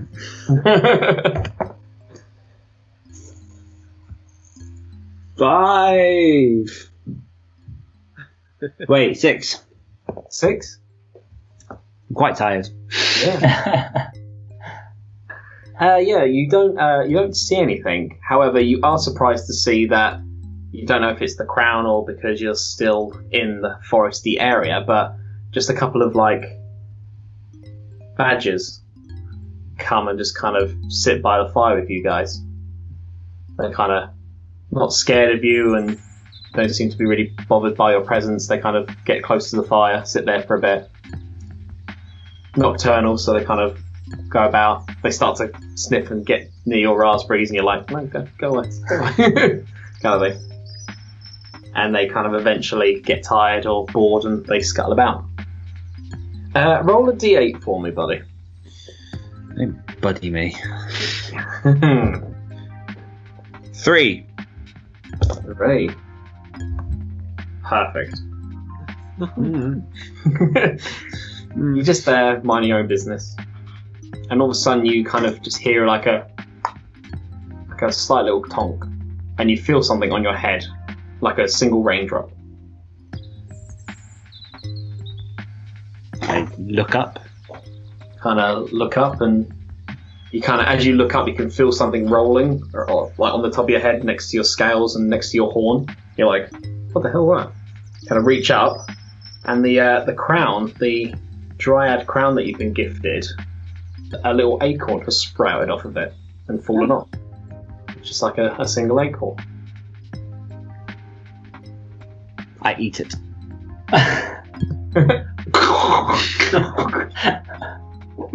Alright. Let's just cross that magical item off. Don't need that anymore.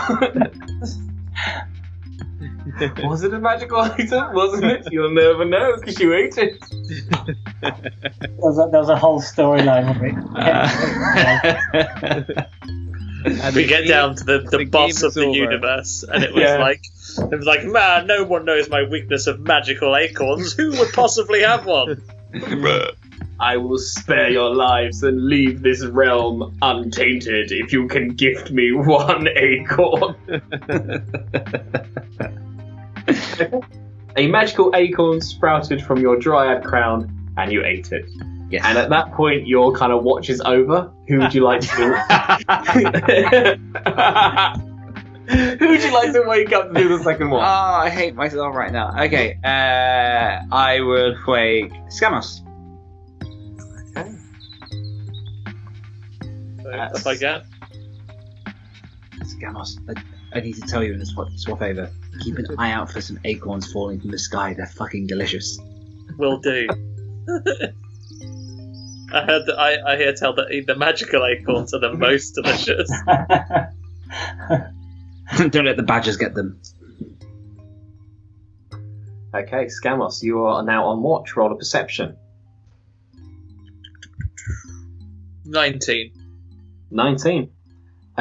Nothing seems to happen. You are on guard, keeping an eye out on things, but it is a quiet, peaceful, and uneventful night. Just for shits and giggles, roll a d8 as well.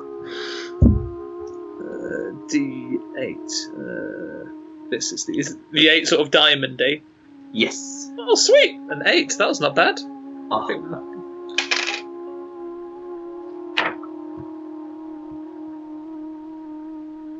Okay. You just kind of waiting for the sun to rise, keeping an eye out. Seems like the tradeway's not busy at the moment. Last time you were on the tradeway and sleeping at night, there were people using it still quite late or early in the morning. And you kind of look over, and it seems like Finn is fidgeting a lot. Seems to be kind of having a rough night, tossing and turning a little bit. Finn, your mind starts to wander as you kind of just dream away this kind of lazy night. You don't really sleep. As an elf, you kind of go into a trance where you kind of meditate and kind of retrace your memories and past to kind of rejuvenate yourself. You're back at the academy, Finn. Everything is wonderful. You're a student. Your fellow students are all working hard and training. Hours of studying ancient tomes and arcana and scrolls. Studying under teachers, scholars, wise old men. You turn as one of your friends, like class clown, makes a joke and magically sends sparks and fireworks into the air with his hands. And you'll kind of laugh and chortle. And even though the professor is old and very wise, he kind of lets it slide because, it was a good joke and his skills are improving. He seems to be able to produce light instantly. And as you kind of look down and you start to look down at your own book, it's not a book, it's a giant keg of ale which you're preparing. And you kind of look up and the professor's not there anymore, it's your dad.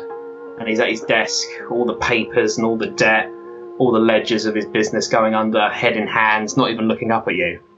Everyone else is still at school, doing their own thing, casting spells and writing down scrolls. However, you at your desk, you're making beer, like you used to do for your dad in the tavern.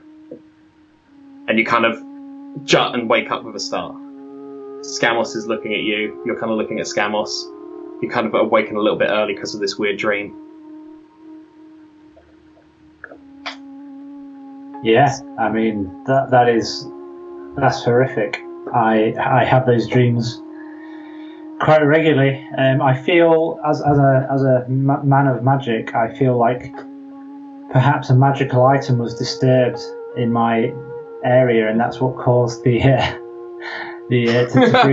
bring the dream on. A magical item was destroyed this An night. item, Yes. an item of great potency suddenly vanquished.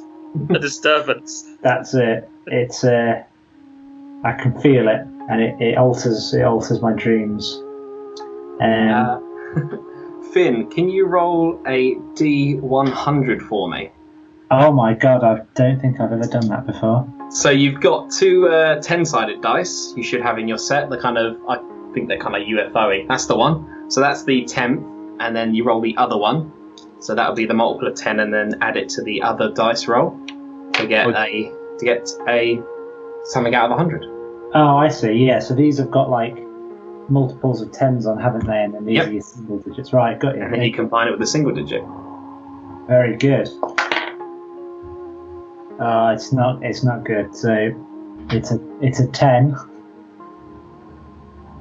and then it's a 5. So 15, I presume that would be. All right. You kind of, Scamos is still doing the watch as you kind of wake up with a start. Scamos is there looking at you a bit confused, like kind of gives you a raised eyebrow, like, are you okay? Kind of Scamos looks down and your hands are just kind of glowing. You kind of like try and shake them and squeeze them to kind of like get rid of that kind of thing. And you just kind of feel this weird kind of warmth and glow just kind of emanating from inside you. And it's almost like you're kind of just radiating this goldenness. For the next... Oh, blimey, how long is it? For the next minute or so, you just kind of glow and you just kind of feel radiant. And you just feel kind of like recharged and energized. You feel like healthier and healthier as every second passes, even though you're kind of sitting there not doing anything. As you magically keep regaining 5 hit points every 3 seconds for a minute. Oh, that's good. I thought that As your really wild badly. magic surges. So could you learn to cast regen on people on purpose? Yeah, he's accidentally had a weird dream, woken up with a start, and he's cast regeneration on himself, and he's just kind of buffing himself of hit points he doesn't actually need. I think I do need them. Oh, you think you do? No, Yeah. we rested, remember? We've rested, so you'd have got them yeah. from the sleep. Yes, yeah, you had a good night's sleep from the previous thing after the arm wrestle, so you are at full hit points at the moment. But yeah, you've activated your wild magic surge unintentionally, and you're just constantly regenerating hit points for the solid minute. Nice, I like that. It's a good feeling. Like, so with that 100, sorry to talk mechanics, that could have been any number of random things. It might have been nice regen, it might have been that he pissed the bed, it could have been anything. Yeah, it could have been a number of things. He got very lucky, actually. Also, 15 wasn't like a case of 15 was like low out of 100. Like all the numbers meant different things. Yep, I just have this magical table of wild magical things that can happen Oh my between god. 1 and 100, and you just roll. That's crazy. Oh my god, I didn't know like it was that in depth. Oh yeah. Scamos, do you say anything as you're kind of looking at this Finn, who's kind of woken from the start in the middle of the night and now is glowing? I'm going to say, you slept well. Like, you're positive and glowing. Either that or you're pregnant. Anything you want to tell me? Yeah. No, absolutely not. No, feel fine, feel good. Finn just kind of like, no, I'm fine, kind of lays down, but the glow is still coming out of his sleeping bag. Oh, I just realised that one of us could have used the pillow while we were out to get a good night's sleep. Oh yeah. I believe it's covered in dribble and vomit, is it not? Yeah, it's in a bad state. Plus, we want to keep it in case we need to use it as a grenade at some point, so... That is true. Okay. Finn doesn't seem to want to talk to you, Scamos. He kind of says he's fine, kind of turns over and pretends to be asleep, even though he's glowing for like a solid minute. Eventually the glow does fade. But with that, the rest of your night is uneventful, and the dawn comes, and your watch is over. Wonderful. I spend the last few minutes while Finn has refused to talk to me go to sleep, just saying, fine, don't need anyone anyway, happier alone, a lone wolf on my own. Yeah, I don't care, it's fine. Okay. You guys awake at the crack of dawn as the kind of sun starts to rise, and we can just hear like the general buzzing of insects that are kind of also awake at this early hour. Everything seems to be fine on the level. No one's attacked you in the middle of the night. Your horses haven't run away. Everything's good. You guys are free to continue your journey. Excellent. Well, I'm feeling really, really good. So, I've already woken up. I'm sort of having a bit of a gather around for breakfast for the lads. Wait. See what there is. See what there is about. Roll a survival for me then, Finn. Get some more of those raspberries. 17. 17. Yeah, you do find like some wild like hares and rabbits if you wanted to try and capture them. If not, you found more of the good berries, the good the little wild raspberries that are about. You also find some other kind of fungus that seems to be not growing out the side of a tree, but more little toadstools rooted in the ground, which look a lot tastier and probably a lot healthier for you than the ones that Oran found the previous night. I'm thinking if I went for the hare, we could possibly get Europrax to breathe on it with the fire and cook it a bit, like in a bit of a hurry, and we'll just have a hare to go. I can't breathe fire. Can't you? No. You can acid it. No, that won't be. Oh yeah, good. No, so that means you can only cook that. The thing they do with the salmon sometimes, use the acid from the limes. Yeah. To you just cook salmon with lemon. Yeah. Yeah. I can strip it bare to the bone. Did we not sleep around a fire? Yeah, we just around the fire, I think. we can just use that. Yeah. Okay. I'll go for the hare still, if possible. Okay. Would you like to just kind of grab it, or do you have a bow and arrow, or do you have a crossbow? I have Crossbow, right? I have a crossbow. You could try and take out the crossbow. I have a light crossbow. All right, go for it.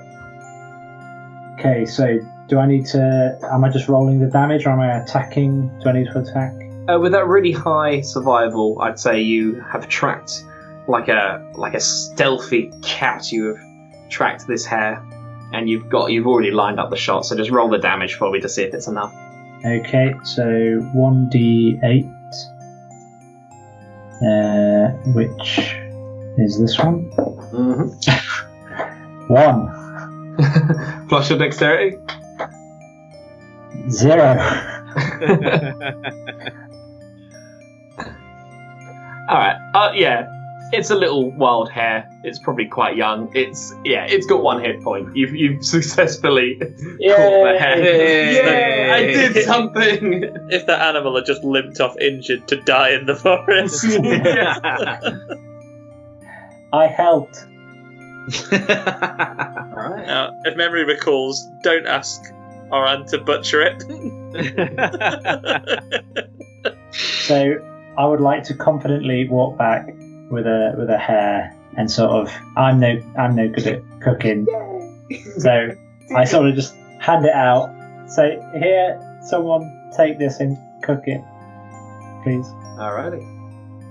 Everyone, it's not a too many chefs kind of situation. Everybody helps out to skin it and cook it, and you kind of have it with some mushrooms and wild raspberries. Nice kind of hearty wild breakfast. Perfect. Take it. Sounds delicious. Okay, guys. You are now on your second day of travel. Would you like to mix anything up? Would you like to change your formation, or? So we're just back. I think it's back on probably the good horses having now. scammers in the back. Yeah, you're just back on the horses, and it has been good to have Scamus at the back so far. I think, stick with the same, perhaps. Alright, you guys continue on. Who would like to roll the d8 this time? What did we roll a d8 for? Was this for when everyone was sleeping? Just events, right? Yeah, this might is happen. just stuff that's happening on the road. Okay, I didn't get one while we were sleeping, so I'll roll this one. Yeah, 5. that's good. Alright, good to know. Oh. It's like Cool. that, is it? Like that, it is. Oran, will you roll a perception for me? Dun dun dun. If this was if the event that we haven't been told is the Oaks and Grimmel will walk in the other way, but we didn't spot them. Would you just kick yourself? It's not great, guys. 7. Cool. Alright. You continue on.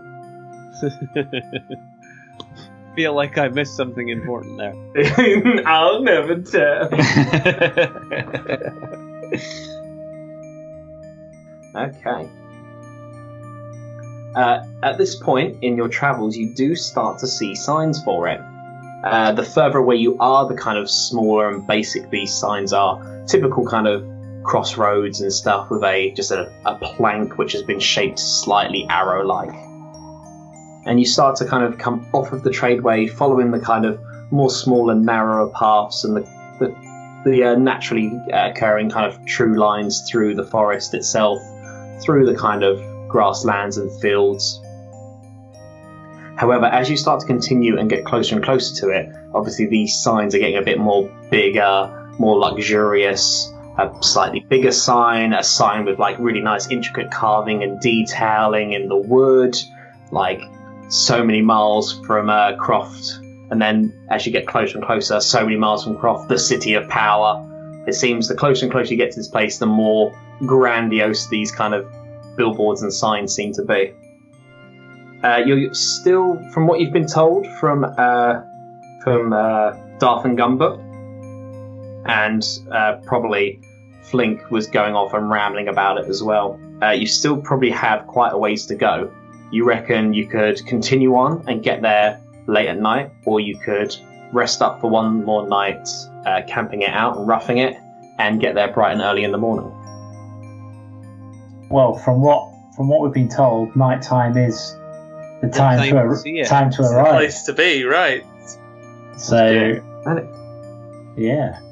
Excellent. You guys push on and continue. You probably stop for about an hour, half an hour or so to just have some dinner and give the horses a rest. It's quite easy to find a nice nearby stream or a clear, crisp pond to get fresh water and to feed the horses and get the horses some drink. For shits and gigs, one more time, who'd like to do the D8? I think everyone bar Finn has done it yet so far. Okay. D8. Okay, here we go. 5. Again. 5. Alrighty. Roll a perception for me. Perception. Okay, I've got +5 on perception. Ooh. So what I rolled was that. Oh no! a 1. So yeah, 6. So the +5 saved it a bit, but not by. Well, Carl, just so you know, just in case, because obviously you're quite new to D&D, you have an ability called the Tides of Chaos, which on your go you could burn that because it's a one-off, and then you need to sleep before you use it again, and you get to re-roll any of your dice. Ah, yes. Thank you. That's very helpful. I mean, we're still, yeah. I mean, when would that recharge? At the next day, would it? I believe off the top of my head, actually I've got the sorcerer right here. Once you do this, you must finish a long rest. So you need to go to bed again before you use it. However, I mean, you're new to D&D and stuff, but in combat or times where you roll a 1, it's probably a good time to use this Tides of Chaos to re-roll. Okay, yeah. I'd like to re-roll because if there's something out there, I would like to perceive it if possible. All right, so here we go. This is the one. I will use my Tides of Chaos and change my fortune. It is actually a 20. Oh my god! It couldn't. Oh, it's poetic. That is the Tides of Chaos. That is ridiculous. Now you see things that haven't happened. My mind is just like, seeing everything. Beautiful. Okay, Finn, you're still thinking about that dream last night and the fact that you magically seem to regenerate your health, even though you weren't sure you actually knew how to do that spell-wise. As you're kind of thinking and just kind of mulling it over in your brain as the steady clopping of the horses, you see there's like a little bit of parchment stuck in a bush, kind of flapping about in the breeze. And you kind of just ride past it. And then for a second you're like, wait a minute. You kind of turn and look back. And as you kind of turn and look back, the wind picks it up and catches it. And this parchment just slaps you in the face. And you're like, ah, fuck. And you grab it and you have a piece of parchment. Looking down, with that natural 20, it's very plain to see that this is a very crude treasure map. I mean, it's the local area where it looks like the tradeway. There's lots of grass and they've kind of circled off some mountains. But clear as crystal in the top left, there is a big cross. Hey everyone guys. else? Oh, yeah, I was going to say, no one else knows yet. Hey guys! What do you have? I've used my cunning skills and I managed to get this treasure map. It definitely didn't just fly in my face. Yeah, even with a 1 perception, you should still see a map that's in your face. What's on the map? It definitely looks like a treasure map, and so I sort of tell everyone to sort of hold on a moment, and we all sort of gather around this map. Everyone's like, whoa! Yeah. Are we talking like a small thing? Or are we talking like a massive thing? You're missing a chunk of it. It's almost like someone's folded it into quarters, but they've done it so many times that now a quarter is missing, where the paper's just become so thin. So it's almost like a clean quarter, like you've got 3/4 of a map. Can we recognise any landmarks? Anyone recognise any landmarks on this map? Well, Finn is more than welcome to do that, as he currently has the map, unless he'd like to pass it on to someone else. What skill would that involve? Sort of map reading. Map reading, I would let be probably survival, or maybe just an investigation if you could sway me enough. I'll go for the survival, if that's all right. Go for it. So, okay, guys, I'm gonna use my skills to read the map. It's a 4 plus a 3, so it's a 7. It's not gone well.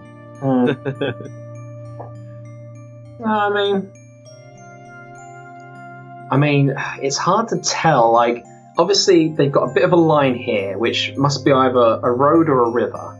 They've kind of done like a squiggly, almost like a cloud, but with a cloud with a lot of diamonds in it, or like triangles in it, which must be a forest. But you can kind of glean that they've drawn it in such a way that it's all like, so it's like a squiggly cloud because that's like the forest area, and they've kind of indicated it's forest by shading it with lots of like little diamonds and like little triangles, almost like a mountain kind of thing on some of the old maps. But they've kind of done it so one of the trees is considerably bigger than the other. You kind of glean.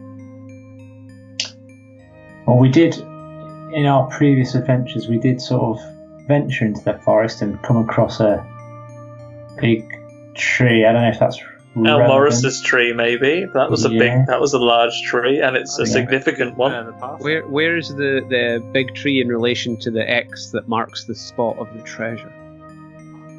It's just beyond it. So if you imagine you've got like this landscape A4 with a corner missing. It has like what you've now discerned to be the tradeway going diagonally, like top left to bottom right. They have like shaded in like a big circly area, shaded in with the little triangles to kind of represent the forest, with a big chunky tree in the middle, very cack-handed and scrawled and stuff. But then beyond that, so in like the top right, is the X. So it's just a hunch, but you assume that there may be buried treasure through and beyond Elmora's forest. And how far away are we? Are we sort of like a day or 2 days away? Yeah, you are closer to Kroft than you are to Russellton and the forest. It would mean... We're going to have to go back to Russellton after we get money from Bunzel. Hey, well, again, this is the beauty of D&D. You could just ignore this piece of paper and never go find the treasure. You could go immediately. Fuck Bunzel, you know. I vote we carry on. And we'll put pocket them up. We'll put a pin in this one because actually, speaking of things with pins in them, you know what's going to be very convenient to getting to find this treasure? Magic carpet. You're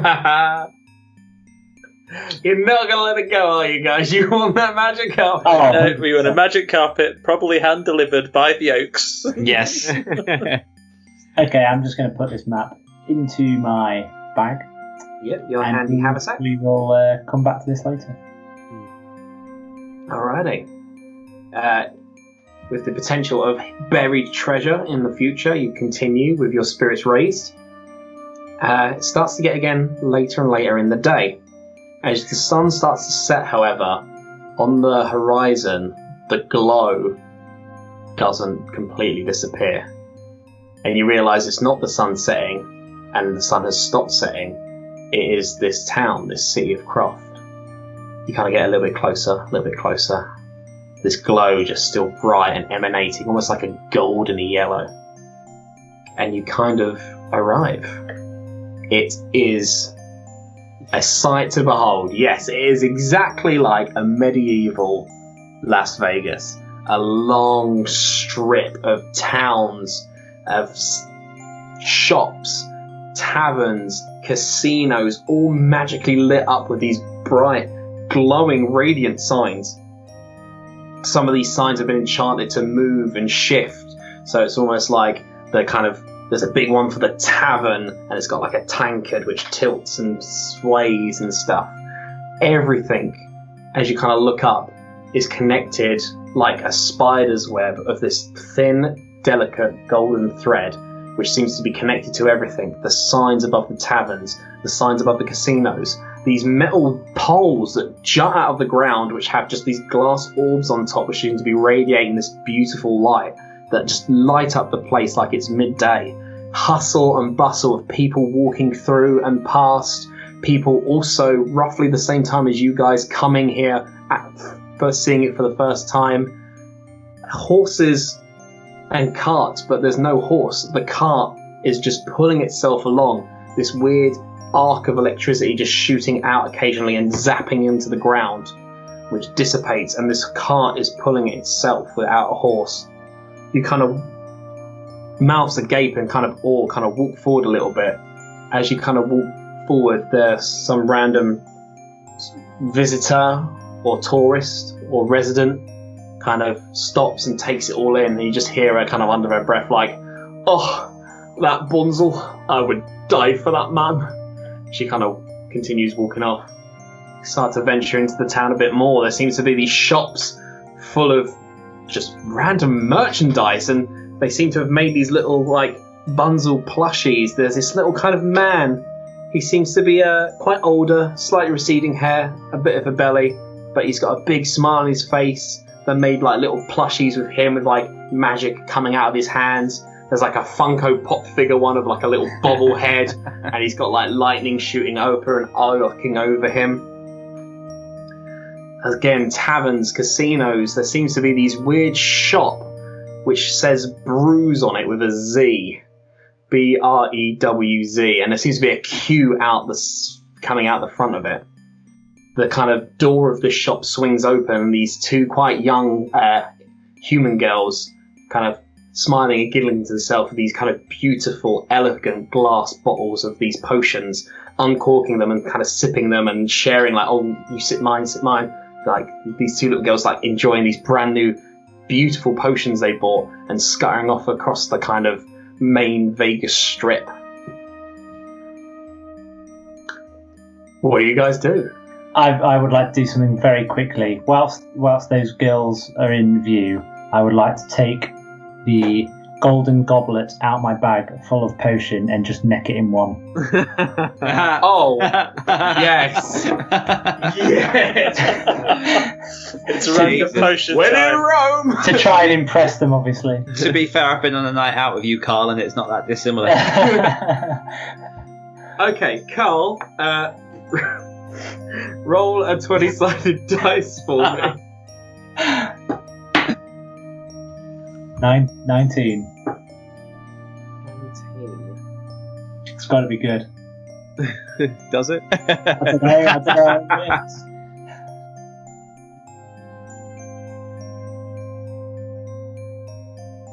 Oh, this is Yeah. No. Very similar to the kind of warm regeneration that you kind of felt earlier, that you magically cast upon yourself.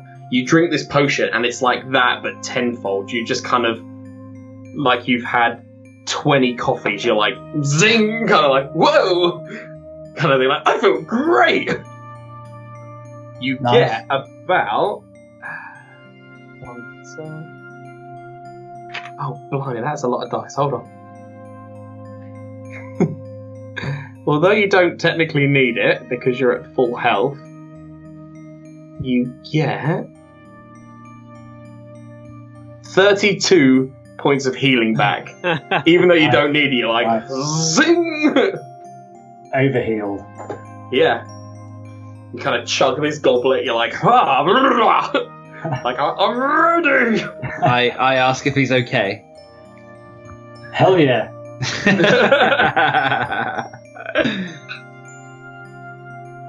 Where should we go, guys? This is all very overwhelming. Before we get into adventure mode, I assume this is a city that never sleeps. I was hoping to call in at one of these many shops as we're passing by. There's a little something I'd like to pick up before we go into a place of meetings and bars and so on. Sure.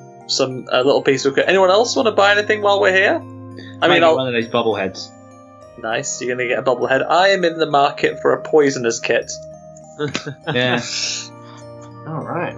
Because I've just gained proficiency with using one, but alas, I do not have one, and this seems like the perfect place to buy one. I mean, it would be unfortunate. I mean, in negotiations, if anything breaks down, if anyone needs to be poisoned, this is probably going to be a convenient time. Mm-hmm. So I'd like to go and buy a kit when we have the chance. If we agree that's a good use of party funds, that is. I mean, do we want to get this 4K first and then go on the shopping spree, or do we want to just visit the shops before we sort of continue the quest? If there's anything that's out of our price range, we can always earmark it for later. I'd just like to have some ability to poison people just in case it comes up in the near future. Very good, very good. Okay, yeah. This is you could naturally seek it out, or this is like very much seaside town meets magical medieval Las Vegas. You could essentially just walk and look at signs until you find the right thing. I would be interested to see if they've got any spoken word arts performances. Alrighty. As you kind of start to walk and make your way through and into this main kind of Vegas Strip, a couple of places catch your eye, and you kind of hear, even though there's a lot of hustle bustle, you can hear the telltale lute strums and magical drumming and the typical bard sounds and stuff. Seems to be 2 taverns that draw your attention. There's one that's called the Electric Dragon, and there's one that's called the Whispering Rogue. Scamos, as you start to kind of walk through this main strip and just looking at all the shops, so a lot of them seem general goodsy, some of them seem to be souvenir-y with these little Bunzel bobbleheads and Bunzel plushies. But you do see one that doesn't seem to have a huge sign that's big and radiant. It seems to be a bit smaller, more old school neon kind of swoopy letters with it's got like a balaclava kind of single kind of bandana with the 2 eyes glowing, and it just says quite small underneath, Shady Sally's. Oh, damn. My kind of place. Mind if I just pop into Shady Sally's here, guys? Yeah, I'm going to go stand outside the window and just peek into Electric Dragon while you do that. I'm coming into Shady Sally's. I want to see what goes on in there. I'm stood outside, like my eyes are just like this, just looking around. Just take everything in. Taking everything in. Okay. Finn, you're kind of looking about and you kind of hear a very subtle bell, like a ding, ding, ding, ding, and you kind of turn and look behind you, and one of those magical horse carts that seems to be pulling itself, there's a guy there like, excuse us, mate, as the kind of cart magically just pulls itself along, and you just kind of look in this place and Scamos and Oran, you kind of go into Shady Sally's. The windows are tinted and it is dark inside. Where strange kind of smells of stuff, like quite toxic-y kind of smells coming from some of the potions and some of the weird smoke and elixirs that seem to be in here. Quite an older lady, grey hair, kind of slicked back, quite wrinkly, quite old. She's probably pushing on. You're not sure if she's a human or half-elf or elf. She seems to be quite just normal featured, but quite wrinkly and old. She kind of nods. She's like, "Welcome to Shady Sally's." Hello.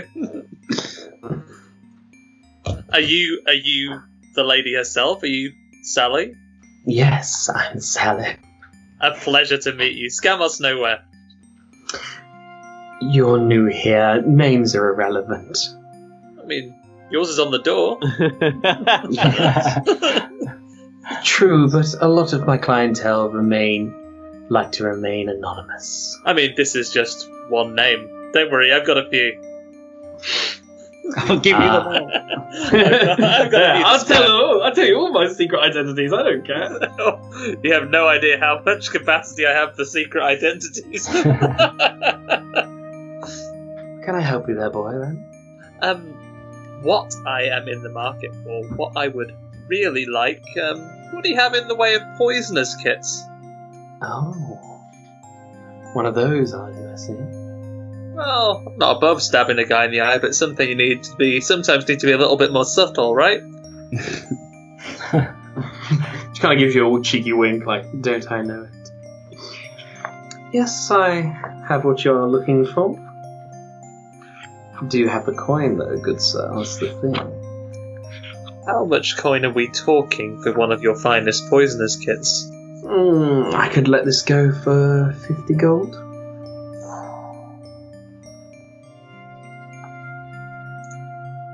How about... I mean, that sounds like a good price, and I would never offend a lady, but as a young adventurer in town, you know the business. What's the best price you could give me if I was to tell all and sundry around these busy streets that Shady Sally's is the best place for all of your subtle needs? Roll a persuasion for me.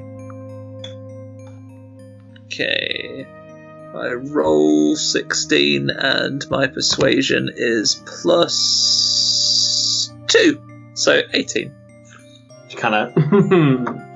Okay, 45.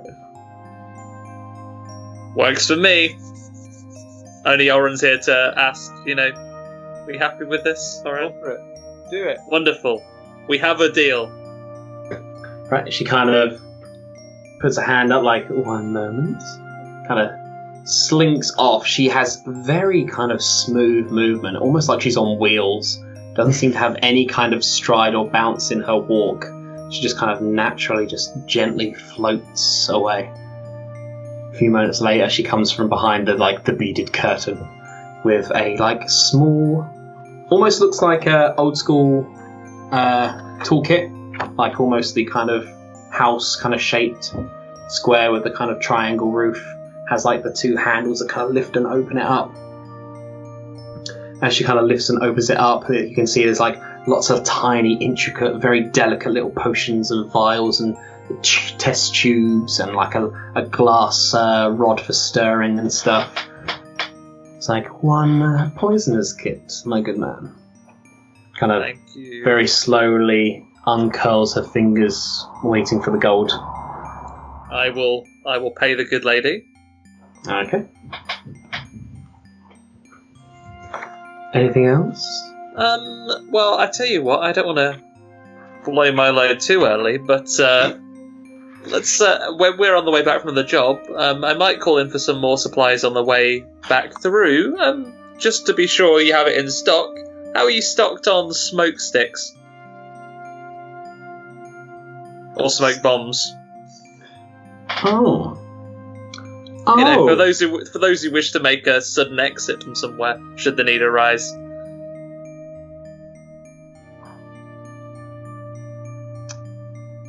Interesting. I'm loving these questions. Yeah, one second. Is that a thing that exists? If I've just made something up, then I'm very sorry. You have... Got any C4? I mean, I don't wanna shoot myself in the foot, but you've kind of made something up, but doesn't mean it doesn't exist. Well, it just so happens that you may be in the right place. She pulls out a scroll, quite small and subtle, a very dark, almost very, very dark brown kind of parchment. Seems to be wrapped with a single black little bit of leather. This scroll is enchanted with a single spell. Unravel it and throw it onto the ground, and fog would appear and swirl around you, giving you the ability to vanish. However, this will be far more expensive than the poisoner's kit, my love.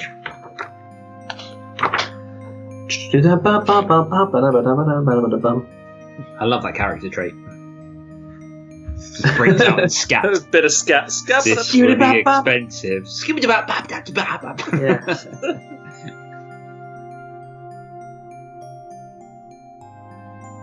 I could let this go for 70 gold pieces. Interesting. Well, we're in the middle of a job right now. Remember me, and I shall, if all goes well, I may return for this on my way back through. While I'm here, though, I don't want to be rude. Oren, anything take your fancy while we're here? Or are you looking for something a little more, blunt force trauma? Yeah, I'm looking for some violence. I'm in the mood for violence tonight. I don't think I'm going to get it here. We're good. Well, thank you very much, Shady Sally. I hope this is the start of a beautiful trading relationship. Well, like I say to all my other Patreons, if you've got the coin, I've got the supplies. Wonderful. We bid her goodbye and head back out into the street. Alrighty. Uraprax, you were going over to the Electric Dragon, I believe it was? Yeah, just to look through the window. Okay. You don't need to roll a perception for it. This place is, they're not trying to hide anything. It's beautifully well lit. A wonderful tavern. Kind of puts Hendrix to shame a little bit, but it is a small tavern in a small town. Much bigger, much wider, many more tables. There seems to be all sorts going on. People at the bar cheering, people at the corner of the room having deep, meaningful conversations, but all still drinking and being merry. There seems to be a much bigger, much more luxurious kind of performing area in the corner, a raised part of the floor where people can perform. And you kind of look over, and it's very plain to see. It's almost like a karaoke night in here. There is a bard currently up there, and there are several bards kind of gathered around the performing area, almost kind of making a queue and a line of people going up next to perform. This is like open mic night. In the far corner to that of the performing thing, you can see as well, amongst all the hustle and bustle, there seems to be people gambling and doing some kind of dice rolling. And they're rolling dice, and one of them gets up and cheers, is like, yeah, and starts like grabbing all this coin that's on the table. Some other guy like throws his set of dice onto the table, gets up and walks over to the bar and stuff. This place is alive. Finn, you're just sitting there kind of taking it all in. Roll a Arcana for me. Yep, let's have a look.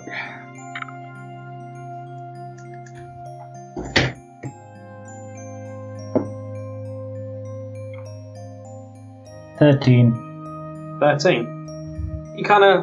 You're like looking at all this magic and this technology and all this electricity that seems to be generating and going about the place. And you're like, well, it's some form of magic, so I must be able to discern what it is, kind of thing. You kind of look up and you kind of focus on one of the neon signs, trying to glean on it a little bit, trying to sense the magic emanating from it. And as you kind of focus on it, it's whoa, Drop 7. Dropping everything. drop the dice.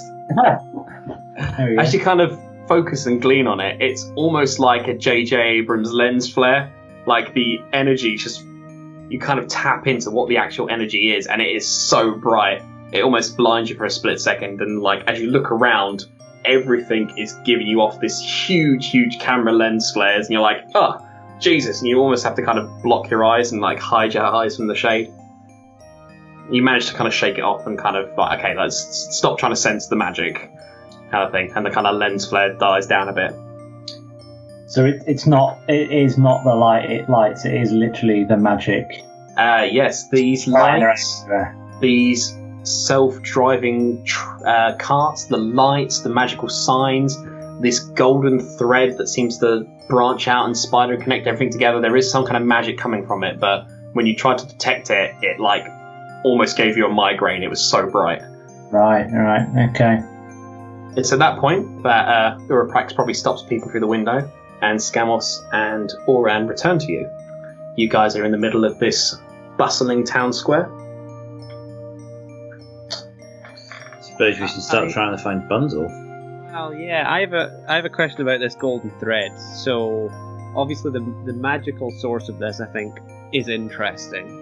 And if it's described like a sort of web, could we follow the thread to kind of a center, like where it's coming? Clap, clap, clap, clap, clap. Yes. Roll a perception or investigation for me with advantage. Okay, I'm gonna go for perception. Well, 1 on that one, so we're not going for that. 10. 10? Okay. It takes you a little minute at first, but you kind of you seem to spot it. It's like, that bit connects to that bit, which connects to that bit. That bit kind of branches out from over there, but then it connects to that, and that bit is definitely a bit thicker. And you kind of trace that thicker bit of thread, which connects to other pieces of thread, which get to a bit of a more of a chunkier cable, and you can see it going off into the distance. You're like, okay, it's definitely coming from somewhere, because every time it kind of spider webs and branches out again, it gets a little bit thinner. But if you follow it, it gets a bit thicker, and you can probably find the source. I think we should follow this, guys. I think at the source of this is going to be the mystery, but also that's where we're going to find Professor Power, right? Huzzah! Onward! Alrighty. It is getting to about 11 o'clock. Should we find somewhere to put the horses up for the night and then... Oh yeah, the horses. Now that they're gone. Shit. No, Finn has been kindly looking after these horses as you guys have been running off and buying shit. But Finn is downing bloody potions left, right, But and that's made him he's more- not a responsible person to leave with horses. And he's more perceptive like- than ever. Yeah, he's trying to shake off the last little droplets of this potion out of this trophy cup, out of this goblet, as it were. Yeah, I sort of like look around. I panic. I can't see the horses anywhere. I'm freaking out, and then I realise that they're just over there. It's fine. Let's find the stable. I'm still sitting on it. Yeah. Oh. It's below me. Yeah, let's find somewhere to put the horses up, and then do we stay ourselves as well, or are we going to carry on during the night while it's all lit up? I don't know. Unless like we're going for a night out in the town, then maybe Professor Power won't be like. I mean, we're assuming here. We don't know. I mean, We are making sense. bearing in mind, we could have stayed on the road. They're not going to be expecting us until at least the morning. We could have a night out and have some fun while we're here, or we could carry on tonight, or we can go in well rested. It's up This to you bar guys. looks incredible. Come on, Oropraxis come all this way, and there are all these other bards. I think we can give them a night on the town. Let's get the horses away and then have a night of it. Nay! All right. Okay, let's do it. You start to kind of walk your horses. You're not on horseback. This, although big and luxurious, it is quite busy, and it is safer for you to get off your horses and kind of walk them along your side. You get closer to the electric dragon. You return back there, following Uraprax, and as you kind of get over to there, a guy in like a red vest kind of goes up to you guys and is like, "Take your horses, sir." Oh, like a valet. Yeah. We're either being robbed or it's a valley. I'm not sure which. Yeah. Can I do a perception? It'd be an insight. An insight? Oh, an insight to see if he's lying. Perception to see if he's just a random guy in a red vest. I do both or one of them? So let's start with one. Let's start with one of Okay, them. let's do perception. 16 plus 1, 17. Okay. You kind of look at him. Your eyes squint. Kind of look about a little bit, and you see like a couple of buildings up. Another guy in a red vest is riding a horse, gets off of it, and hands the reins to someone else who flips. Like you can't see it from this distance, but like flips him a coin. He catches it and nods, and then kind of runs and kind of goes back to his little spot on the corner next to the bar. Okay. So do I need to do insight as well, or? I think it sounds. You get the gleam that this is some kind of horse valet. Okay. Oh no. Yeah, I'll leave it there. I'm just going to give him my horse. Yeah, take it. Yeah, we'll take it. We'll take a note of his name tag on your parchment as well. And then if anything happens with the horses, then who's to say what could happen? He has. It's not a name tag. It's embroidered. He has a little name embroidered on his vest. Monographed. What's his name? Yeah, Lawrence. Lawrence. Lawrence, the horse valet. I should write that down as well.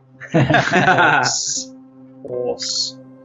Like, when we give over the horses, you're going to do that thing when people in shops are like, take good care of my horse, Lawrence. He's like, oh right, all four, excellent. 2 silver, please. Oh, it's nothing. Peanuts. Yeah. The guy's not even half a window. I mean, are they going to feed the horses? I mean, what kind of service are we paying for here? Yeah, we take care of the horses, feed them, brush them. We brush them a lot. That's Oh, my good. God. Make sure you brush them. Horses. Yeah. That's good. That's good because we haven't been doing any of that. Whoa! When you were sleeping, having nightmares, I was brushing that horse. He kind of looks up and down the kind of strip a little bit.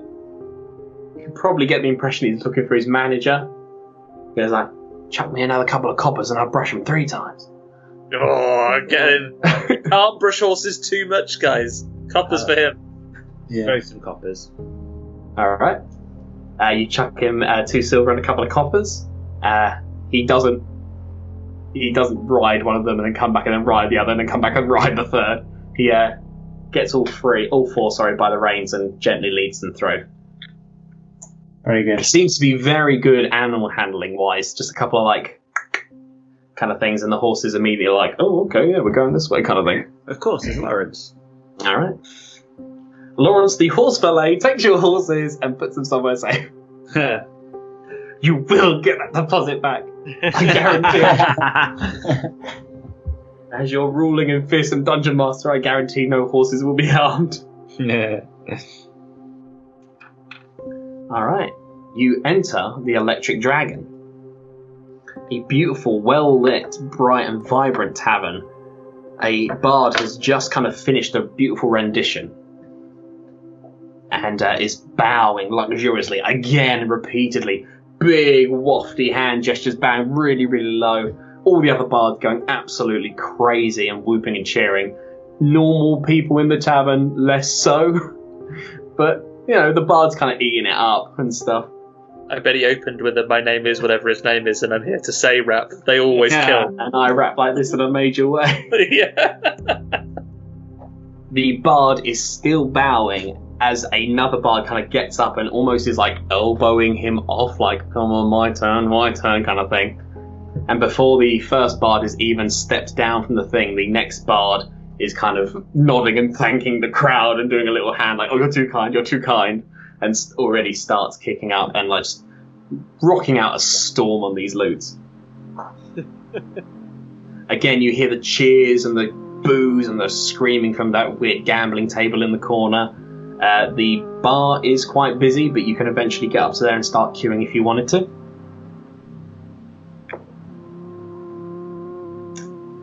Yeah, go up to I'd like to shuffle up to the bar and get a drink.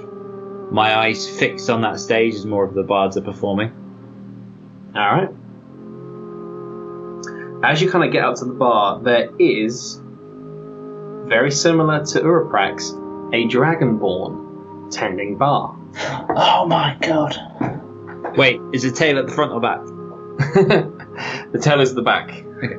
But he has two of them. Unlike Uraprax with his bronze-like scales, this dragon seems to have almost a whitish silver. A gnarly kind of scar across his face that looks like it almost took out of one of his eyes. One of his eyes on his left side, kind of slightly milky, where he took a big chunky blow. A bit burly, looks like he's seen some action. Maybe he's retired and now is tending bar.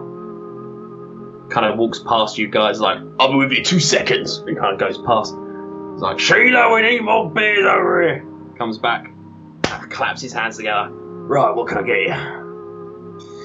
Give me a tumbler of your finest ale. Alright, yeah. What, 4 of those? Finn, Oren, Scamos, what's he having? I would like a tumbler of the second finest.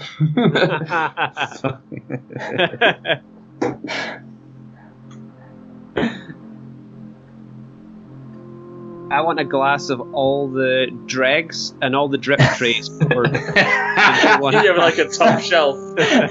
He kind of looks at you with his one good eye. Yeah, the house special. Just put everything on the top row of optics. Just put it all into one big jug for me. That used to be our birthday special. Oh, no. And what about the guy with the horns? What about you? Yeah, beer's fine. Alright.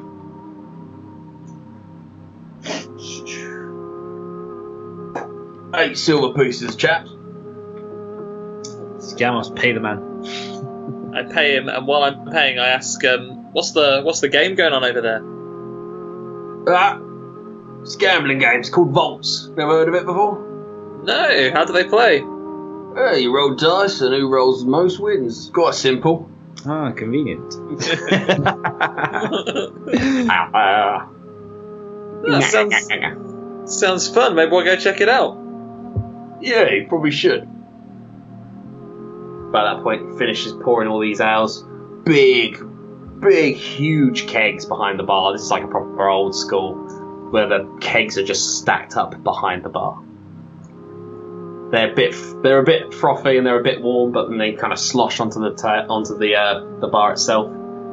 But it kind of gets into you. takes the silver, and before you know it, he's off. He's already tending to more people. These ales, these beers are delicious though. Really nice, high quality. Again, it gets to that point, you're just kind of drinking, you're kind of taking it all in. The bard finishes his rendition of whatever song he was playing, some kind of ode to a woman that he once loved who would never love him back. You know, classic bard stuff. And is taking his 28th bow as all the other bards about the place clap and cheer. The normal people in the tavern less so, but the bards are loving it. Are you going up, Oroprax? Considering it. I'm going to watch the talent for a little bit and see what happens. So, guys, before we do anything else in this bar, are we, what type of behaviour are we on here? Like, with gambling, are we, is it getting rowdy tonight, or are we having a quiet one? Well, we do have to see Professor Power in the morning. But Okay, so I can be very easily led astray in a night out. nothing overtly fighty. Fair enough. Should we go and watch the gambling? Yeah, let's go over to the Do it. vaults table. And if we can get in, someone should play. I'll play, or if anyone else wants to, I want to play some Yeah, vaults. let's watch how it's going first. So let's watch over, because you said there's a bit of contention, right, with people getting happy and sad from whether the results are there. Well, hey, that's gambling. Yeah. Okay, as you go over, it seems very odd. It seems like there is some form of gambler and some form of dealer. The dealer has several dice in front of them. For metagaming or just for explaining, I don't know how to explain it in-game, but he has a D6. Oh no, sorry, he has a D8. He has a D10. He has a D12. And he has a D20. The current gambler only has 2 D6s. The gambler seems to be betting, then rolling, and then the dealer will pick up one of the corresponding dice, one of his many different sized dices, and roll it. It seems like you win if you beat the dealer. So the dealer is rolling a number, you have to roll your 2d6s and try to beat that number. Okay. It seems like every time you win, you can go up and higher and higher until eventually you can try and beat his roll on his 20-sided dice. Ooh. That's all you can glean so far. However, people are next to you like, you want in, you go next. Yeah. I want to go. I'll go next. All right. As it's like, oh, we got a newcomer kind of thing. Like people part as they're like, oh, go on, dwarfy. They kind of push you and beckon you in, and very similar to the valet driver, however, in like a purpley kind of vest. There seems to be an elfin man, quite tall, very regal, very prim and proper. Even though everyone is cheering, whooping, someone wins and they kind of push him and nudge him like, "Hooray!" kind of thing. He's just kind of standing there, just taking it, kind of thing. He's like, "Good afternoon, sir. You here to gamble?" I am. Lovely. Have you ever played vaults before? No. He kind of gives you 2 6-sided dice. You will take your dice and you will try to progress through the dragon's vaults to try and defeat the dragon. And he kind of gestures to the 20-sided dice. You start in the first vault. He points to the 8-sided dice. This will get you a reward of a 1-to-1. If you are successful, you can either take your winnings, or you can continue to gamble and go to the second vault. And he points to his D10. This will give you a 2-to-1 winnings. If you then win again, you can progress to the third vault, and he points to the 20-sided dice, where you receive a 3-to-1 on your winnings. And if you can defeat the third vault, you can decide to take on the dragon, and he points to the big chunky 20-sided dice, where you get a 4-to-1 on your winnings. However, if you roll snake eyes, or dragon eyes, you automatically lose. Okay. What's the minimum bet? 5 gold, sir. Oh. Okay. Well, guys, as long as you guys don't object, I'm going to put down 5 gold. No, go for it. Okay, so highest number wins. You get 2 6-sided dice. I just get 1 of my dice. If you roll snake eyes, you automatically lose. If we tie, I believe it goes in the pot and you get to re-roll. Remember that arm wrestle roll. Come on. So 6. So I'm rolling. I've only got 1 6-sided, but I'll roll it twice. Twice. Yeah. Okay. Oh, fuck. So you're just betting 5? Yeah, 5 gold, and I just rolled a 5 with my first roll. Okay, I get my 8-sided dice. I rolled an 8. He takes that 5 gold. I don't know. I get to roll Do it it twice. twice. Though. Oh, I thought your 2 was... Oh no, No. sorry, just 1. Okay, so I rolled an 8, so you've got to get a 3 or higher. Come on, Come on. I got a 2. Oh. He takes the gold. Well played, sir. Would you like to play again? This is the first vault. No, I don't want to play again. Thank you. Goodbye. Thank you. He gestures to the 3 of you. Would you I'll like to play, but I've got 6 of my own gold. Very well, sir. The minimum bet is 5. Okay. 5 it is. Going to lose all our money. So roll your It's going to be 2d. wonderful. Roll 2d6. While this is going on, sorry, I'll whisper to Finn, because he was talking about, what if we lose all the money? Finn, if this goes badly, just get ready and follow my lead. Get your disembodied voice ready. Oh god. I rolled a total of 4. Okay, I will roll. I rolled a 4.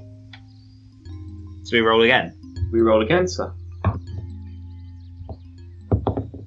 A total of 10. Oh, you can't. I can't beat you. Because I can only roll up to an 8.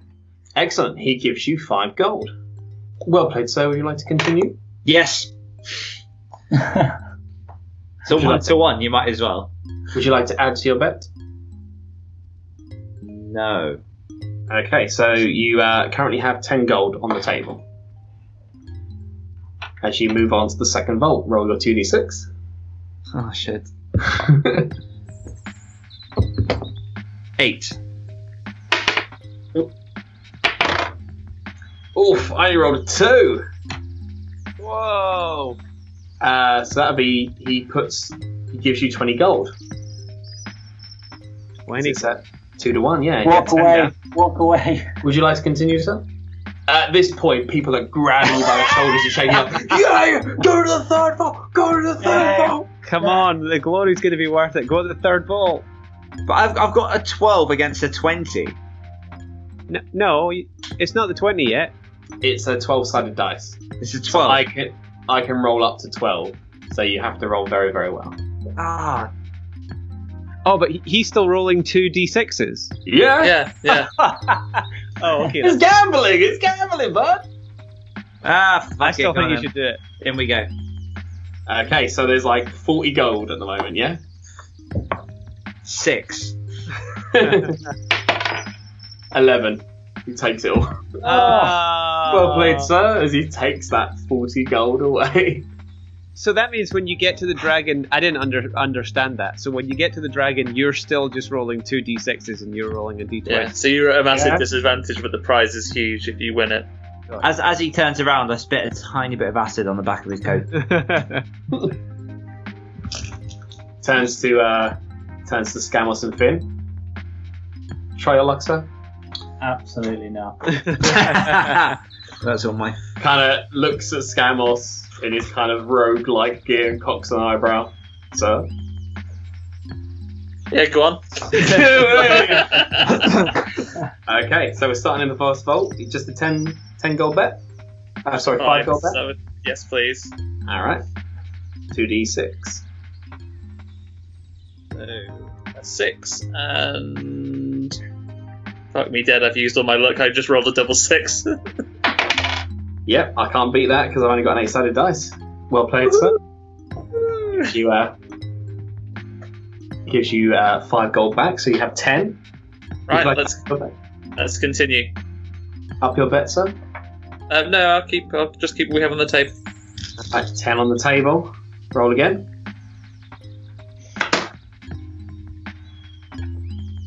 Right, I only rolled 5 that time. I rolled a 5 as well. Reroll. Oh, people are grabbing you like some really drunk guy has like got both your shoulders like, oh my god, like shaking you. Okay, reroll. Before I do, this is hypothetically asking you as GM here. Now, could I play properly, or could I roll for sleight of hand and try and cheat?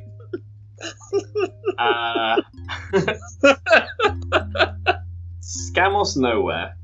You have probably been in a situation like this before.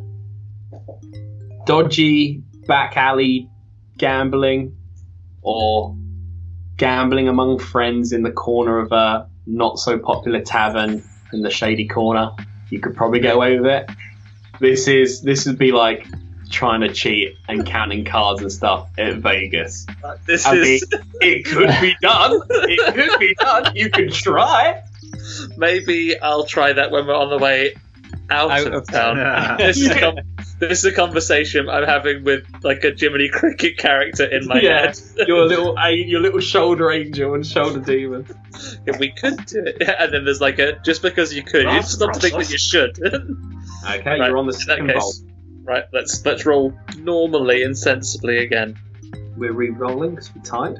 Yeah, I rolled a 5 on my first one, and I rolled a 2, so 7. I rolled an 8. Oh! Takes the gold. Well played, sir, and takes the gold. It's rough. Come on, Finn. Okay. Lose more. Yay! Finn's gambling as well! I have been peer pressured into gambling. Kind of nod to you, Master Elf. Okay, so 2 6s now, yeah? 2 6s. Why is my heart racing so fast? Just a minimum bet of 5, or are you doing more? Yeah, just 5. Okay. So I got a 3 and then a 5. 8. Can I beat it? No, I only rolled a 5. Okay, he gives you 5. 10 on the table. I'll stick with the 10 then. So Would you like to continue, sir? yeah, we'll continue, but stick with the 10. Okay, I'll go for it. So 1. Oh, 1 and a 1. Oh, Snake Eyes. He doesn't even roll. He just takes it. Well played, sir. Sorry about that. Oh my god. Would you like to play again? No. Guys, let's go back to the hotel or wherever it is we're staying tonight. The guy that was shaking you and getting really, really excited, like literally almost straddles you to get in the seat to start gambling. He's like, me next kind of thing. Almost sitting on your lap, Finn, and you haven't even got up. You're like, oh, okay. We should be supportive and watch this guy. He was a very good audience. Let's cheer him on as he plays. Yeah. Yeah, sure, fuck it. Now you have to play against yourself. Yay! This is what I really wanted. Do the voices. Okay. Do the voices. Louis. Yeah, Oh my god. I'm out of water. Hold on. Is that All right. Yeah, I wish.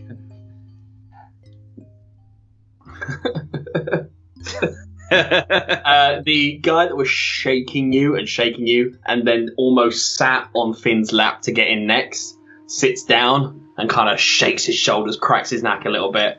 This elf, who is very prim and proper and just standing there, very deadpan, sorry, is like, "Hello again, Hank." And Hank is like, "Okay, here we go." Like, gestures to you to blow the dice, like starts going about you 4. To like blow his dice. You're blowing on them. Maybe this is the problem we had. You didn't blow on any dice. He puts 25 gold down. Oh, I roll Warbucks. Hank seems like the kind of man to me that wouldn't have 25 gold. I think he's just Seems about like to be the all man he that doesn't have 25. Yeah, he's about to He lose gets his through last the one. first vault. He rolled a 9, and the dealer only rolled a 1. Oh, Hank, He come goes on. about. He's like, he starts gesturing, going like, Yeah, we're shaking He him. starts- Goes to the second vault. He doesn't increase his bet because he's got 50 on the table. Oh, he rolled a 4. and the dealer rolled a 10. Oh. Hank. It's over for Hank.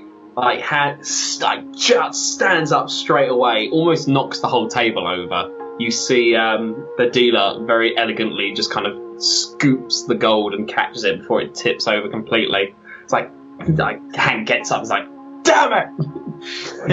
Kind of thing. It's like, oh, that's the game, kind of thing. And then starts going, you guys like, hey, yeah, like, 5 gold? Oh, you got 5 gold? I'll get it back. You got 5 gold?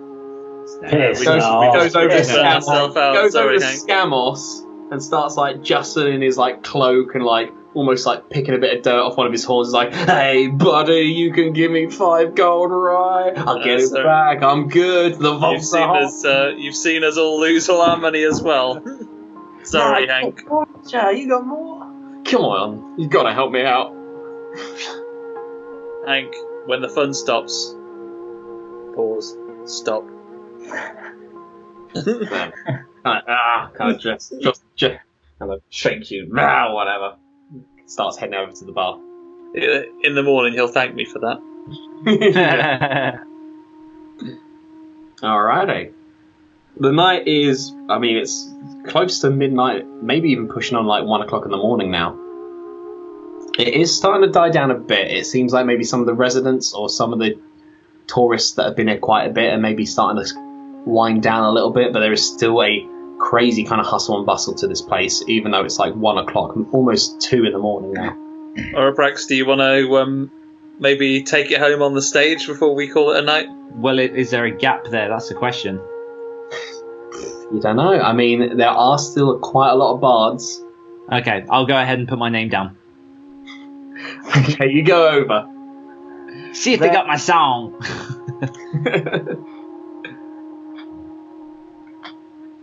Okay. You start to make your way over Uraprax, and a bard comes up to you. This is classic bard, like the huge round brimmed hat with the gigantic fluffy like pink feather, the big puffy shoulders, the kind of doubling and the little kind of cravat and stuff. He kind of comes up to you and is like, hey there, Scaly. Hi. Look at you, with your little travelling gear on. You're one of those travelling merchants, are you? I have travelled from afar to seek inspiration from the wilds of this land. Oh, well, excellent. You look like you can spin a tale or two. I have a web or two I can weave. What's the policy on getting my feet up on that stage? Oh, you'll have to get in line. It's very popular here at the Electric Dragon. I can see that. How can I push myself ahead further? Is there a way to wet the whistle? He kind of puts his hand on his chest, like very daintily, like, and kind of leans forward. He's like, "Slip me 2 gold." I do.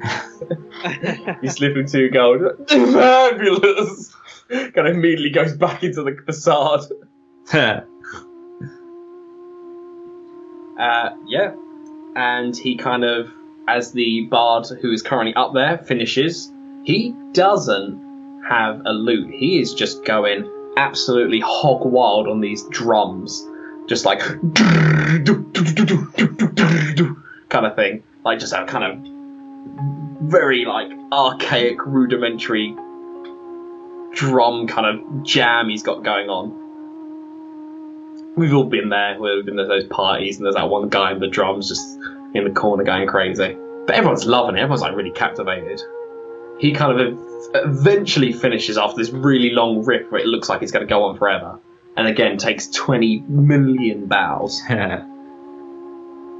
This big flamboyant one that greeted you kind of puts his hand on one of the other's chests who looks like they were just about to go up. And is kind of like, dude, what gives? And kind of does a little finger curl towards you. And then I follow up. Alright. Okay. You go up on stage. Couple of the regulars who look like, you kind of get the impression some of them go there every night. They're clapping, but it's not as loud and flamboyant as the other people. They're like, "Who the fuck's this guy? Like, how did he get to jump in the queue?" kind of thing. We make up for their lack of enthusiasm. Yeah, you guys, We're stamping on the floor, parents. doing like the stamping on the floor and everything. Okay, you have the floor.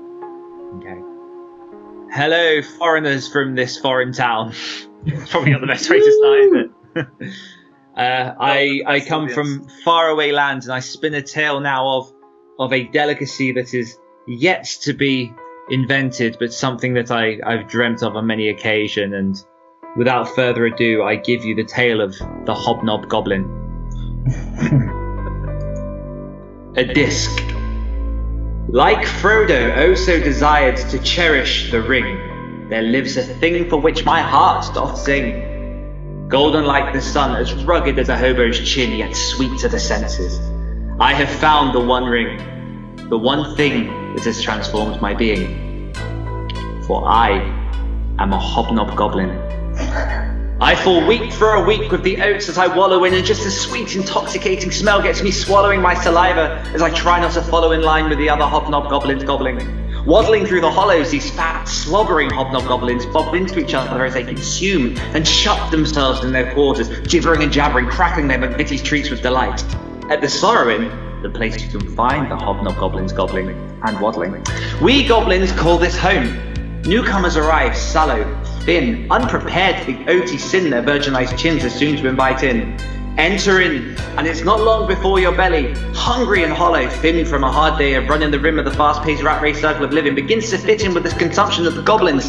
Have your biscuit and join us in, the hanging door sign sings and swings. But a word of caution to anyone tempted to come on in.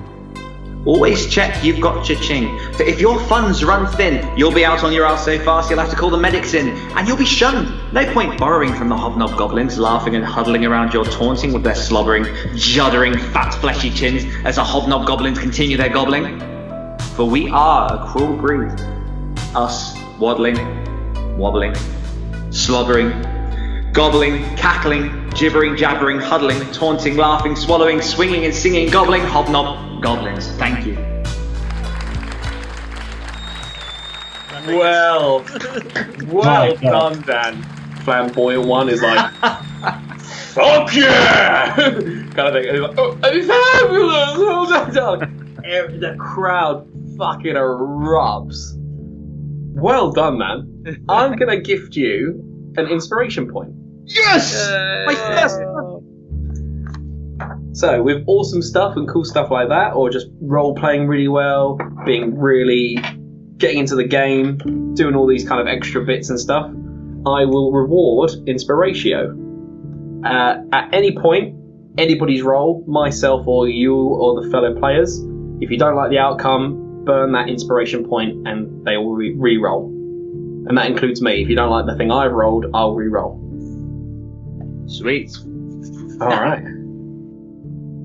As you haven't even stepped down yet, people are trying to, all these other bards that are out and about are trying to get your attention and trying to like beckon you over, talk to you and stuff. Well done. You kind of return to your friends in the corner who are being like proud mums, just clapping and clapping. Just grab my drink again, start casually sipping.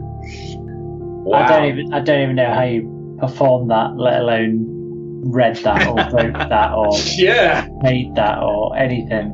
Did you make that? Yeah, that's my own. Oh my god. Wow, that is insane. It's the only one I have. I'll say that. Until next week. I've got like 3, they're very different. It's going to be a lot of episodes before you perform again. Right, the festive Oh digest. my god, that was amazing. That was insane. Oh, you know what? I think that is a perfect point to leave it there. Let's say the rest of the night is just full of drinking and camaraderie and friendship, and you just all have an amazing night. The barman himself goes out of his way to be like, if you need a room, let me know. And you guys drink into the night and be merry, and it's a good like couple more hours. This is almost like 4 o'clock in the morning when things start to die down, and you finally turn into the night about 4ish in the morning. But yeah, let's leave it there, guys. That was incredible. Yeah, that Huzzah! was such a good way to finish it as well. What a way to end.